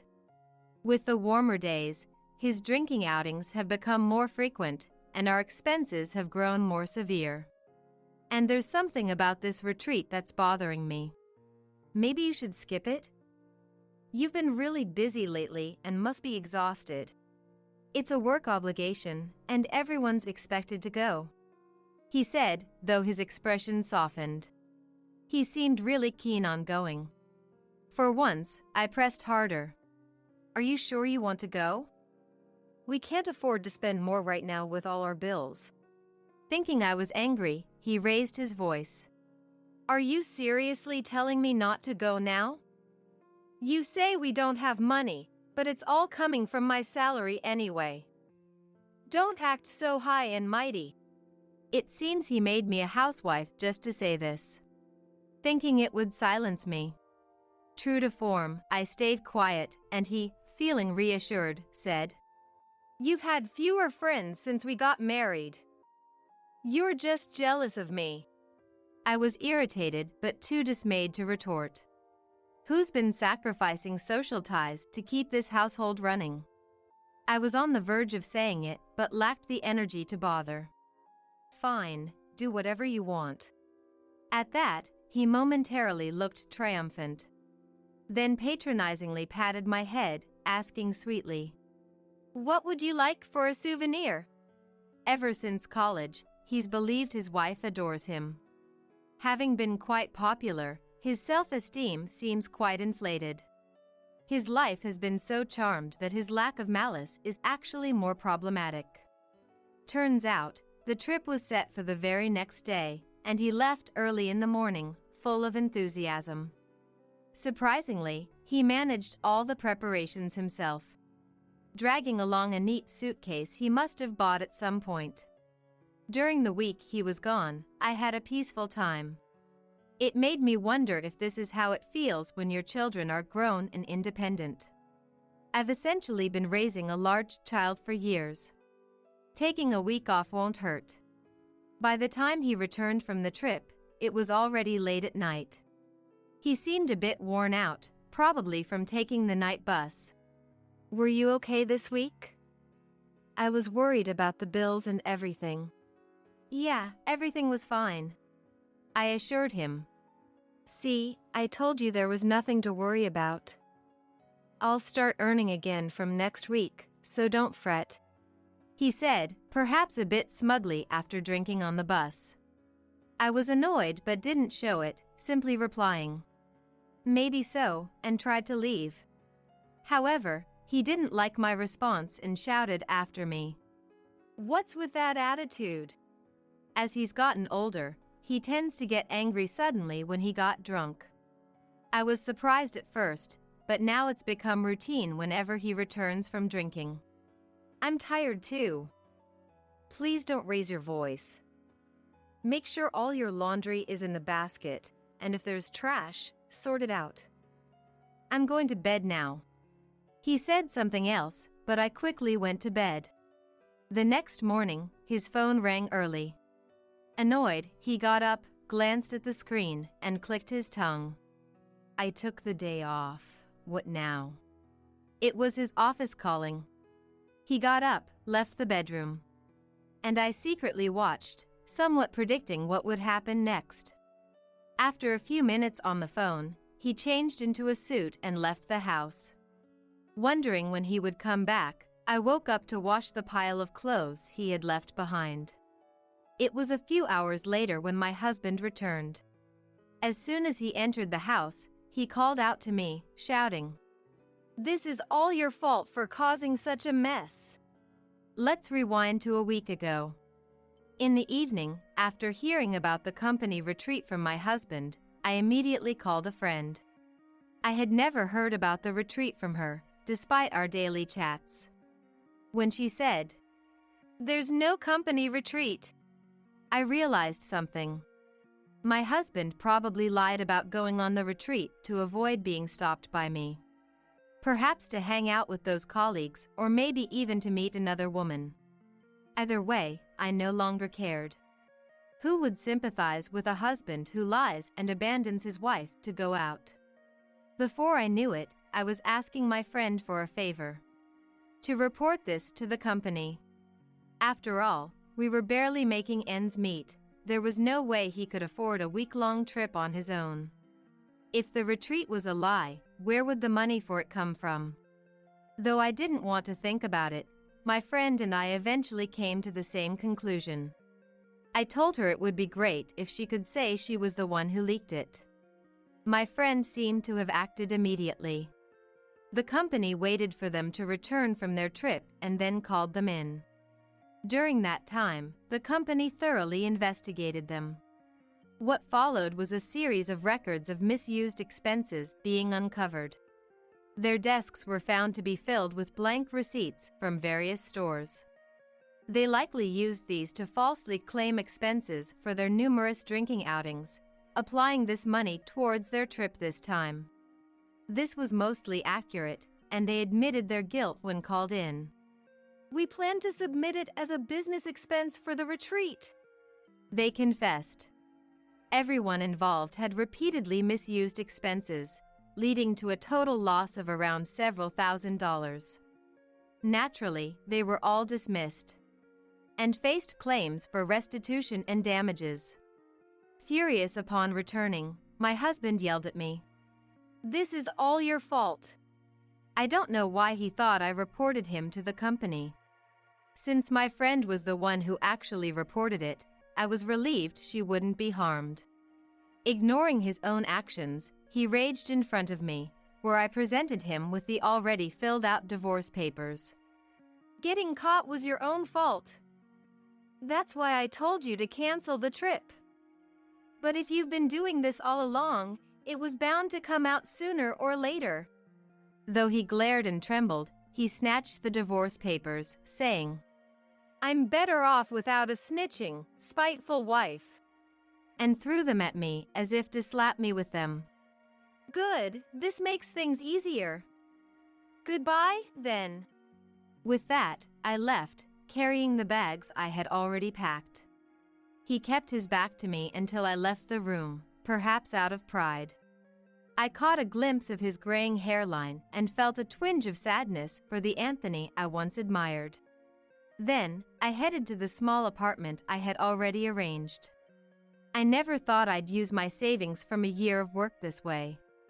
Although I had some savings, the initial moving costs significantly depleted.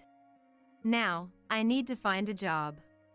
After being a housewife for so long without any particular qualifications, I wonder if I can find work. At first, any job will do. I decided to work and become independent. After informing my parents about the finalized divorce, I also contacted my friend. One of them, concerned about me, suggested we meet up after a long time. That's right. Now that I'm divorced, I should live my life freely. I won't be forced to do household chores for anyone else. I just need to take care of myself. What a freedom. The next day, after spending a day unpacking, I immediately started looking for a job. I found some listings on job sites, prepared my applications, and went for interviews. Before I knew it, 2 weeks had passed while I was busy with this routine. The calls from my ex-husband became more frequent. On the other end of the phone, Anthony alternated between anger and tears. Having relied on me for household and financial management, he had run out of money within these 2 weeks. He had no savings habit, so his account was completely empty. With several bills due at the end of the month, Anthony asked me for a loan, saying, "We're divorced, so I have no obligation to pay for you. If you really need a loan, are you okay with interest? Why do you have spare money? Aren't you ashamed to have been saving secretly just for yourself? This calls for a redistribution of property. Come back right now." Anthony, infuriated by my advantageous position, screamed so loudly the audio cracked. It's fine if you want to claim a redistribution of property, but that process is complicated and time-consuming. By the time you get it sorted, the month's end will be here. Then come over right now and give me half. Or remarry me for a while and take care of me. Frustrated by Anthony's self-centered demands, I ended the call without a word. I realized there was no getting through to him, and the thought of still being liked by him became physically repulsive. Of course, after setting my phone to block his calls, they stopped. Eventually, I secured a job at a food factory. Wanting to avoid any trouble with Anthony, I opted for a behind-the-scenes role. Working and sweating after a long break felt refreshing. Being single again, I reconnected with friends from my student days and started going out more.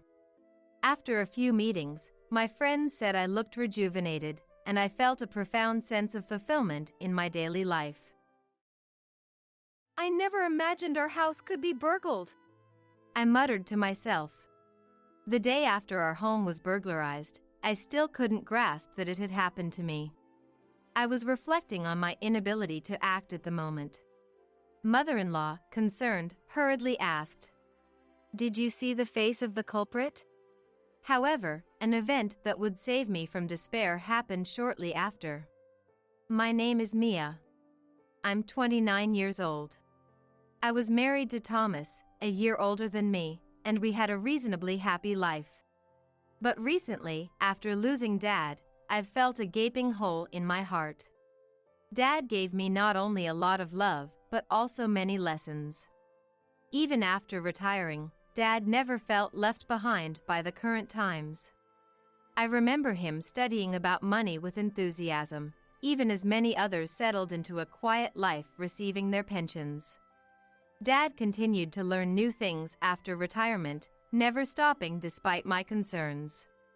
Worried, I suggested, "Dad, you've retired from your job. Why not take a break for a while?" But Dad, with a cheerful smile, replied, "I've worked hard for many years and can't suddenly stop. I'm just doing things I'm interested in as my way of preventing dementia. Don't worry about me." Half in disbelief yet fond of Dad, I watched over his actions, thinking if it's what he likes, then it's okay. When I got married, Dad was overjoyed, saying, "I'm relieved to see Mia so happy. I have no regrets in this world," with tears in his eyes. My husband and I, telling Dad to stop joking, laughed together. A few days after the wedding, Dad and I spent some father-daughter time together, during which he said, "Mia, I'll leave you plenty of money, so don't worry about finances even if you start a family." To which I replied, "Dad, I appreciate the thought, but don't waste your retirement like that. Actually, I want to take you on a trip. Let's enjoy some leisure time together." I thought I'd finally be able to show my gratitude. However, Dad, who had been so vibrant, suddenly passed away, and I was left feeling hopeless after the funeral. Seeing Dad's inheritance was shocking. Gold bars? I was speechless at the sight, not knowing their significance initially. But I soon learned of Dad's intentions. Research revealed that gold bars hold their value over years, hardly depreciating. Dad left me a lasting fortune to secure my future even decades after his passing. Reflecting on it, Dad often said, "In today's world, the value of money can fluctuate, so Mia, you should do your research." At the time, I dismissed it due to daily busyness. Realizing now that Dad converted his wealth into gold bars to leave it for me, I couldn't be more grateful. Wanting to honor Dad's wishes, I kept the gold bars hidden even from my husband. Yet, someone had the audacity to say, I heard Mia's dad passed away, so you must have gotten a hefty inheritance, right? Share some with me. Shockingly, these words came from my husband. His words were so unthinkable that I didn't respond. Then he said, I've been feeling unmotivated at work and thinking of quitting to make a quick fortune. Winning a little makes me feel recognized, and it'd be a relief for you too if I became wealthy, right? Realizing what he meant, I asked, Is that some kind of gambling? He boasted, Well, kinda. But I'm not like those unsuccessful gamblers.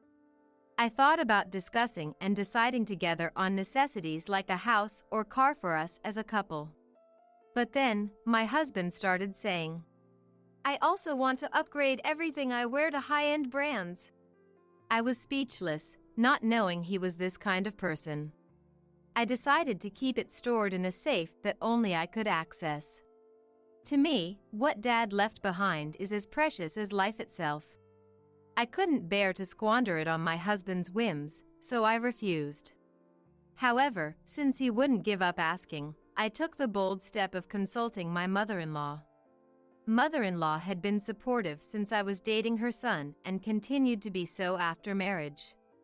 After I told mother-in-law everything, she listened, nodding, and said, I'm sorry about this. Let's have a discussion, the three of us. When I mentioned to my husband that we would discuss Dad's inheritance with mother-in-law, he seemed thrilled, thinking his wishes would finally be met. Later, eager to state his case, he said, Given the uncertainty of lifelong employment, I've been working on a side hustle. I'd like a share of Mia's dad's inheritance to make it successful. A side hustle, or rather, gambling. I almost blurted out, but mother-in-law immediately mentioned, I saw you entering a slot shop recently. The room froze at her words. My husband made feeble excuses but was asked by mother-in-law to show his savings, revealing almost nothing. Mother-in-law scolded him with an expression I'd never seen before. Thomas, enough is enough. Work properly without complaints. If you target Mia's dad's inheritance again, I won't forgive you. Yet, my husband responded with dissatisfaction. Okay, I get it. But you're both taking a joke too seriously. I said, There are things you can joke about and things you shouldn't. To which mother-in-law added, Exactly. Haven't I always taught you that? Embarrassed by the scolding from both of us, he left for home as if fleeing. I thanked mother-in-law, saying, I couldn't have persuaded him alone. Thank you. Mother-in-law replied, It's okay. Thank you for marrying such a son. In return, she thanked me. Then she muttered, Thomas really is a handful. I didn't miss a word and asked, Does that mean Stephen too? Mother-in-law nodded slightly. I knew Thomas had a brother named Stephen but hadn't really spoken to him. We only greeted each other during a family meeting, and I remembered his voice being deeper than Thomas's. I regret not having tried to interact more, not knowing how to approach him. I took this opportunity to ask mother-in-law about brother-in-law. Mother-in-law said, Stephen quits jobs as soon as he dislikes them and is currently freelancing. I'm worried about his future. I wish he would settle into a stable job, but job changes are becoming more common these days. Mother-in-law continued, but it seemed brother-in-law's reasons for quitting were somewhat trivial. Mother-in-law had been worried for a long time. I couldn't admonish brother-in-law myself, so I just listened to mother-in-law, who had been worried for a long time. Worried about mother-in-law's well-being, I bought a concert ticket for her too. And we decided to go together, hoping it would help her relax and refresh. On the day of the concert, my husband had already left for work, and I was looking forward to it with mother-in-law. But after walking a bit, I felt like I had forgotten something. After rummaging through my bag, I realized in horror. I'm sorry. I forgot the most important thing, the tickets.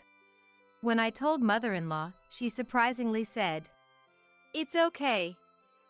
We can go back and make it. Let's go together. I'm sorry. Please wait here. I'll run back and get them. And ran off. I burst through the front door, heading straight for the room. There, in front of the safe containing Dad's inheritance, I encountered a person clad entirely in black. In my haste, and unsure if I was dreaming or awake, I screamed. The burglar shoved me aside and fled.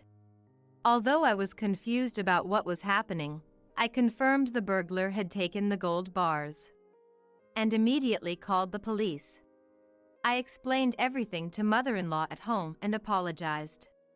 When the police arrived and I was describing the burglar's features and the situation, mother-in-law rushed over to my house, anxiously asking, Mia, are you okay? You really encountered the burglar? Did you see his face? Did you tell the police everything? I shook my head in despair. While mother-in-law was saddened, I reassured her. It's okay. The police are here, taking my statement. Then, looking at the safe, mother-in-law lamented. Oh, what a mess. I hadn't shared the code or hiding place with anyone. Although it was only until I could deposit them in a bank safe, the safe I had chosen was among the most secure available commercially. Supposedly impervious to ordinary household tools. The police, having seen the scene, speculated that the burglar either had specialized tools or was an experienced criminal. I continued to provide details to the police. Afterwards, I told mother-in-law. The investigation will start now, and it might take a while, so please go back home and rest for now. I'm sorry for today. Mother-in-law responded. All right. I don't want to be in the way. I'll contact you later. And left. However, mother-in-law returned about an hour later, drenched in sweat. Mia, listen, she exclaimed, causing me and the police to freeze and turn towards her. What happened? I asked, to which mother-in-law revealed. When I went back, I saw Stephen entering his room with something that looked like gold bars. I thought I should get evidence before confronting him, so I didn't question him right away. It's about your dad's inheritance, isn't it? When mother-in-law mentioned that, I immediately responded. It's the gold bars. Mother-in-law said. Understood. Now, listen to this. And played a recording from her phone for us. I managed to get the stuff out, but Mia caught me at the worst possible moment. Really screwed up there. And knowing how she showed up just then. The recording clearly captured someone speaking foully. That low and distinctive voice was unmistakably Stephen's. I was certain of it. It also captured a strategy session over the phone with my husband on how to deceive the police if questioned. After recording the scene, mother-in-law, though shocked, submitted it to the police. Apologizing, mother-in-law said, I'm really sorry for causing you distress. I just thought I had to secure some evidence. I quickly assured her. You did nothing wrong, Thomas's mom. My primary concern is catching the burglar as soon as possible. Your evidence was incredibly helpful. Thank you. The police immediately headed to brother-in-law's location, where he confessed to conspiring with my husband. Thomas wanted the gold bars to pay compensation to his mistress's husband. Brother-in-law revealed. Mother-in-law and I were stunned, blurting out. What? An affair? Nodding, brother-in-law continued. My brother was trying to convince Mia to hand over the gold bars to cover up the affair without it being discovered. Hearing this, I remarked, Thomas said he was gambling, thinking that would convince me. Brother-in-law replied, He started gambling on his own, hoping to pay off without any help. But as his savings dwindled, he became desperate and tried to persuade Mia to give him the gold bars. That explains the time my husband begged for money. I thought to myself. When I asked, And then? Brother-in-law continued, A few days later, when Mia wouldn't agree, Thomas called again, saying we'd execute the burglary plan on a day Mia was out. He promised me a share if we succeeded, so I followed his instructions and committed the crime. Hearing this, I realized my husband had his brother do it, likely because he knew his own physique and mannerisms might give him away. Not only was Dad's inheritance stolen, but I also learned of the affair, and I decided it was over with my husband. Just as brother-in-law had confessed, my husband returned home. Mia, I've heard about what happened. Are you hurt?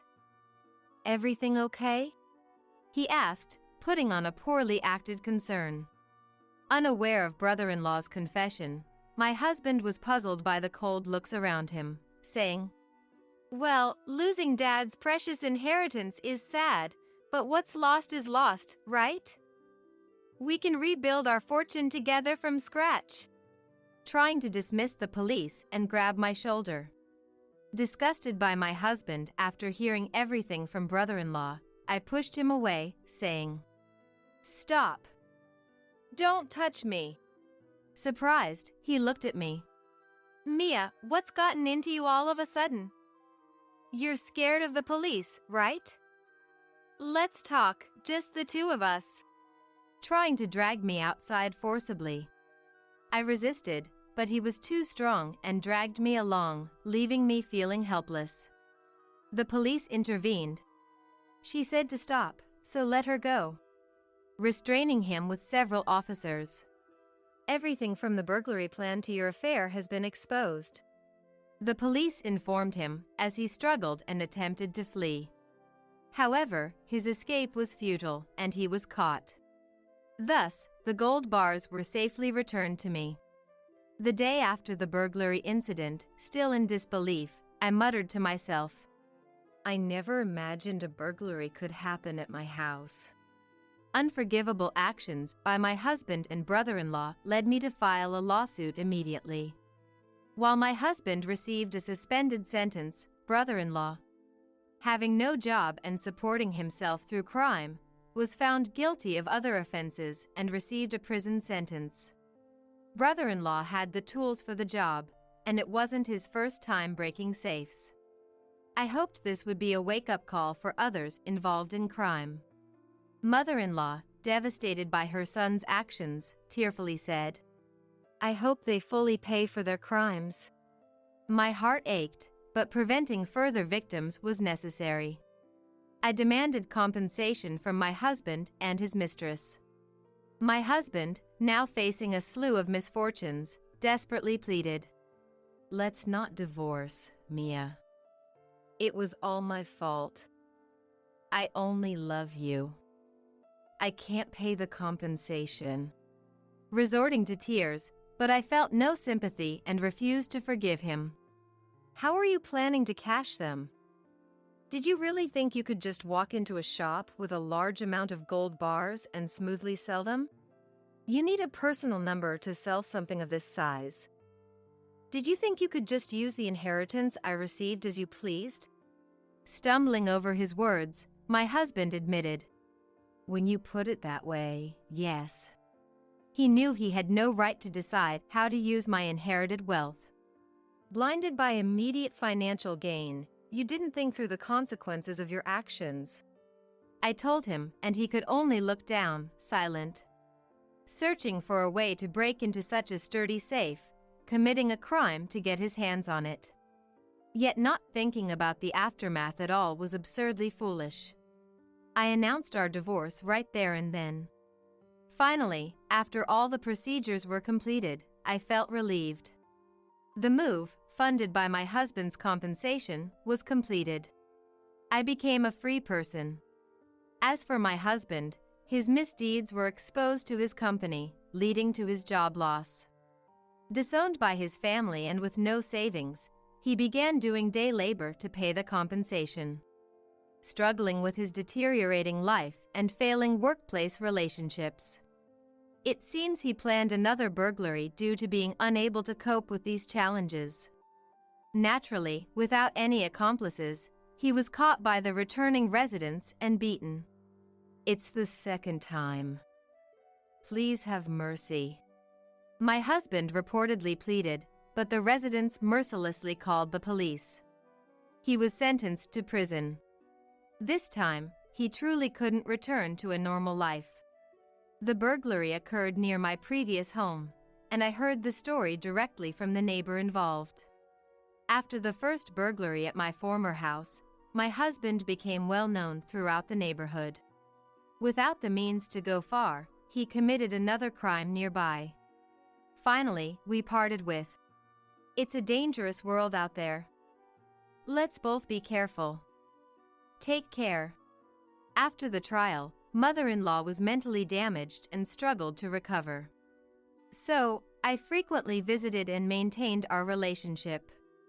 I wanted to do everything I could for mother-in-law, who had always been kind to me. Thanks to my care, mother-in-law gradually recovered. We still have a good relationship today.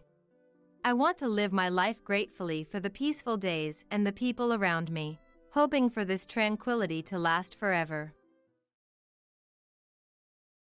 Kids are really at a disadvantage when their parents have low-paying jobs, aren't they?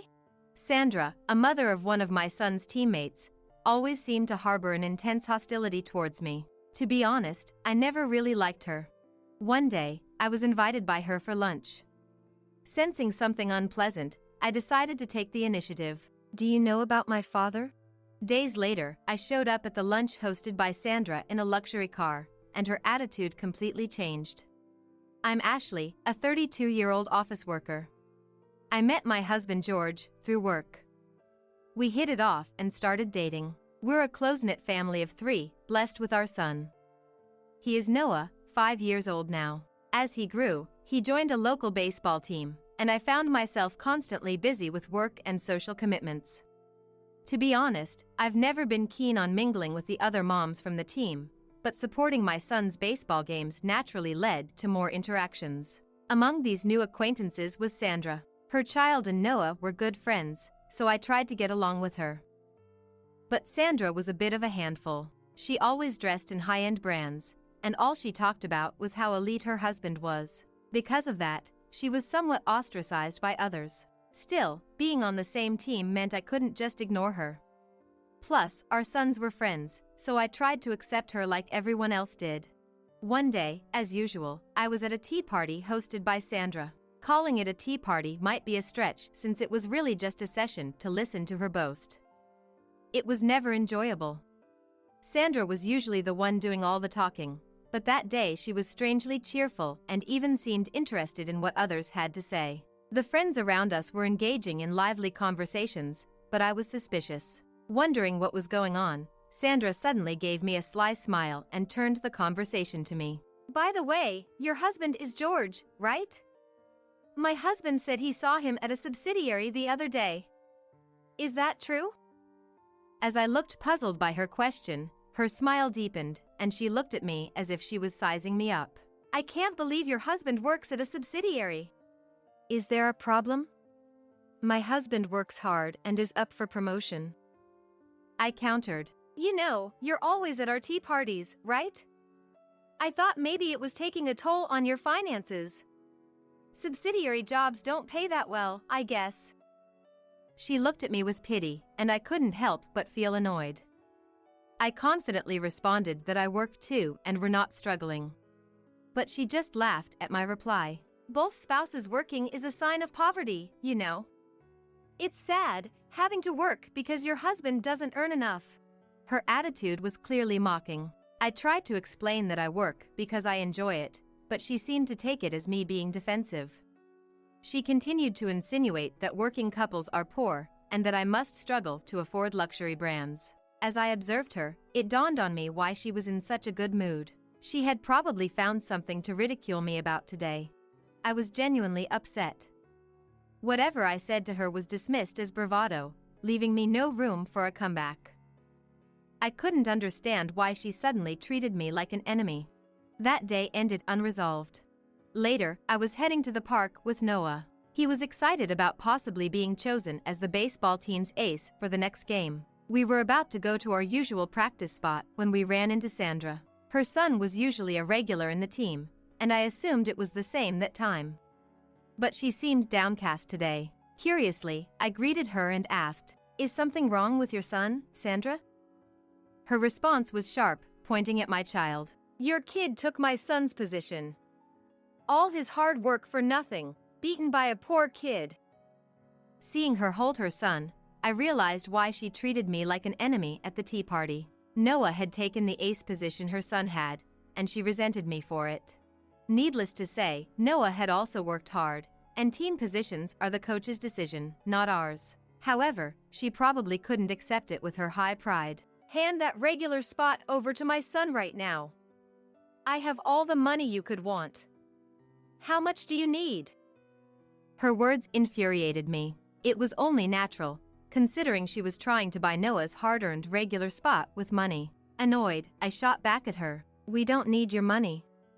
My son earned his regular spot through his own efforts. Besides, even your son wouldn't want a spot that was bought with money." Her son looked down and nodded slightly at my words. Seeing that, I glared at her with frustration. Clearly, she didn't appreciate my attitude. "Impudent woman. You think you've won just because you're poor?" With those words, she roughly grabbed her son's hand and stormed off. Since that day, we hadn't talked much. It seemed like our friends noticed the change too. Due to the rumors spread by Sandra, everyone sided with her.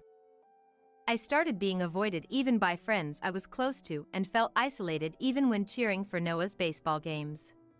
Despite that, I wanted to support him, so I tried to act as usual. Cheering loudly for Noah and trying to remain cheerful, I sometimes felt the stinging gazes from others. Yet, I refused to be intimidated by Sandra's threats and continued to stand my ground. I was aware of the rumors about me, mostly spread by her. In a way, that made me even more determined to maintain a strong stance. Then one day, as I was getting ready to leave after the game, Sandra approached me with some friends. "Hi. You're as stubborn as ever. Anyway, I'm hosting a dinner at my house. I've invited all members of the baseball team, so you're welcome to come if you want." I frowned at her words. I never expected her to invite me, especially given our bad relationship. "I really want you to come. I don't want to continue like this. It's pitiful to see you standing alone. Your son will eventually realize what's happening. Imagine how he'll react when he knows his mother is suffering because of himself. You understand, don't you?" She kept looking at me with her challenging gaze. I simply replied without averting her eyes, "Understood." "That's great. And bring your husband too. It's good for him to socialize as well. Besides, you'd feel uneasy coming alone, right? My husband will be there too, so invite yours. I'll send the details and date in the team chat," said she before turning and leaving. The friends around us looked anxious throughout the exchange.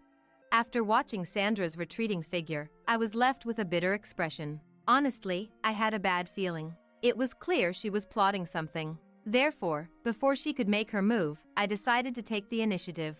The day of the dinner arrived.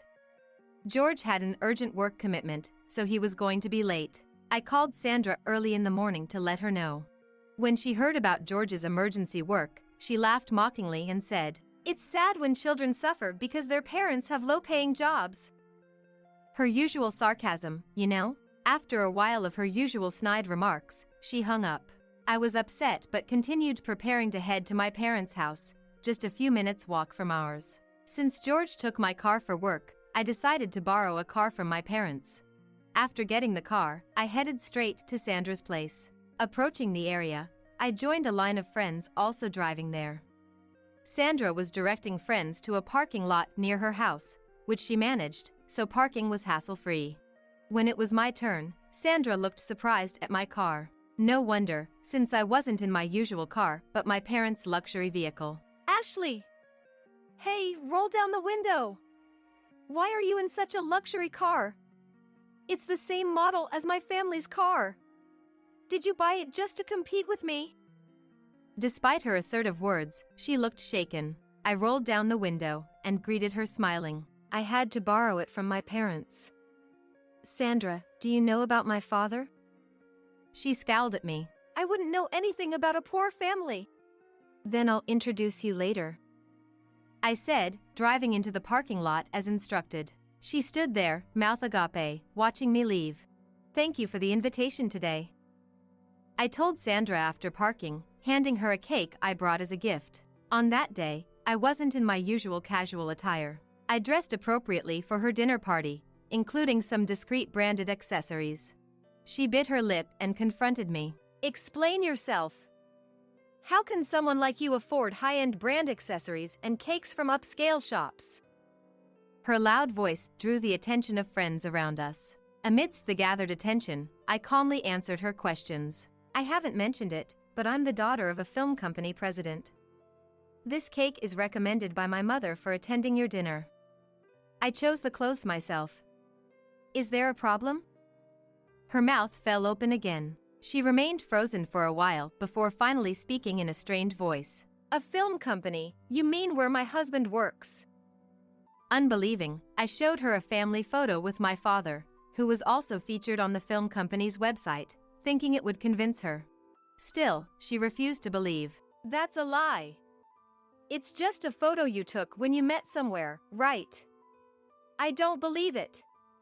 So, you rented a luxury car and wore high-end brand clothes, bringing a cake from a famous store, all because of the harassment, right? No, I just chose an outfit and a gift suitable for the occasion. I borrowed the car from my parents because my husband had an urgent job. A poor person like you being the daughter of a president is just a story, not reality. Stop joking. Do you really want to reconcile with me? I invited you here, offering a chance to apologize. She yelled hysterically, throwing and stomping on the cake I brought as a gift. I was utterly appalled by her behavior, which was far from someone wanting to reconcile.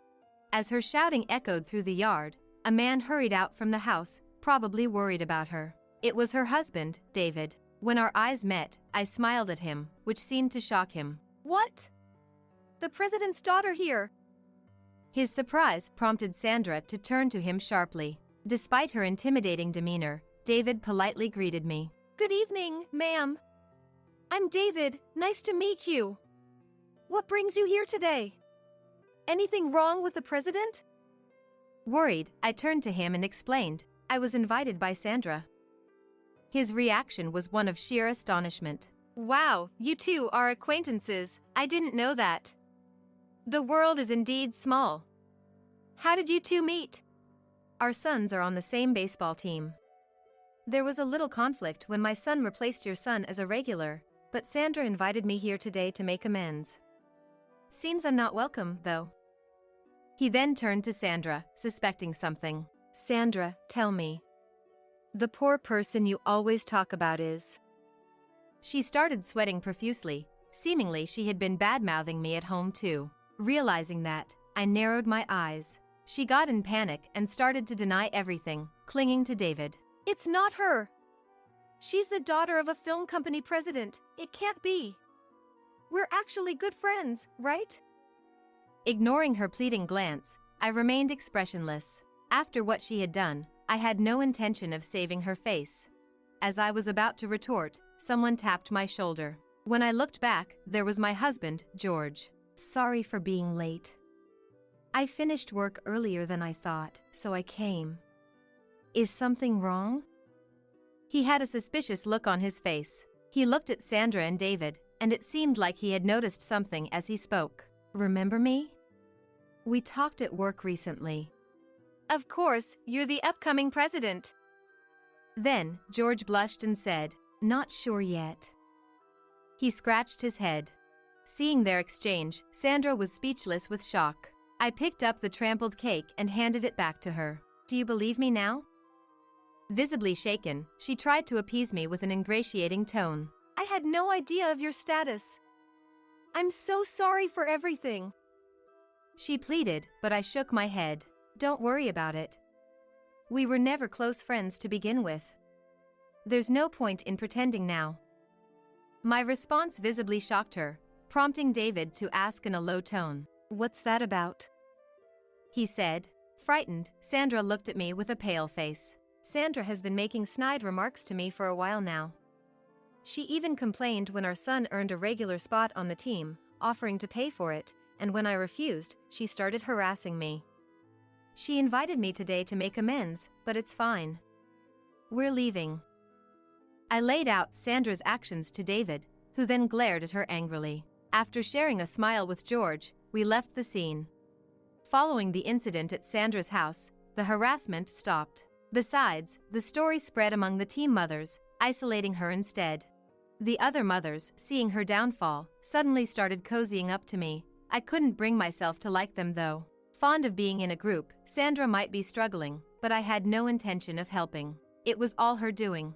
Eventually, Sandra left the baseball team as her misdeeds were exposed. That caused David to be furious with her. Her access to money was also reduced. Her misconduct became neighborhood gossip. Although they were some exaggerated, given her character, I couldn't help but wonder if some were true. However, when whispers of relief about her not getting divorced circulated, I felt a pang of sympathy. Time passed, and Noah moved up to elementary school. Sandra's son, apparently attending a private school, meant no future interactions between us. Noah continued to excel in baseball, and George and I worked even harder to ensure he could pursue his passion without any hindrance.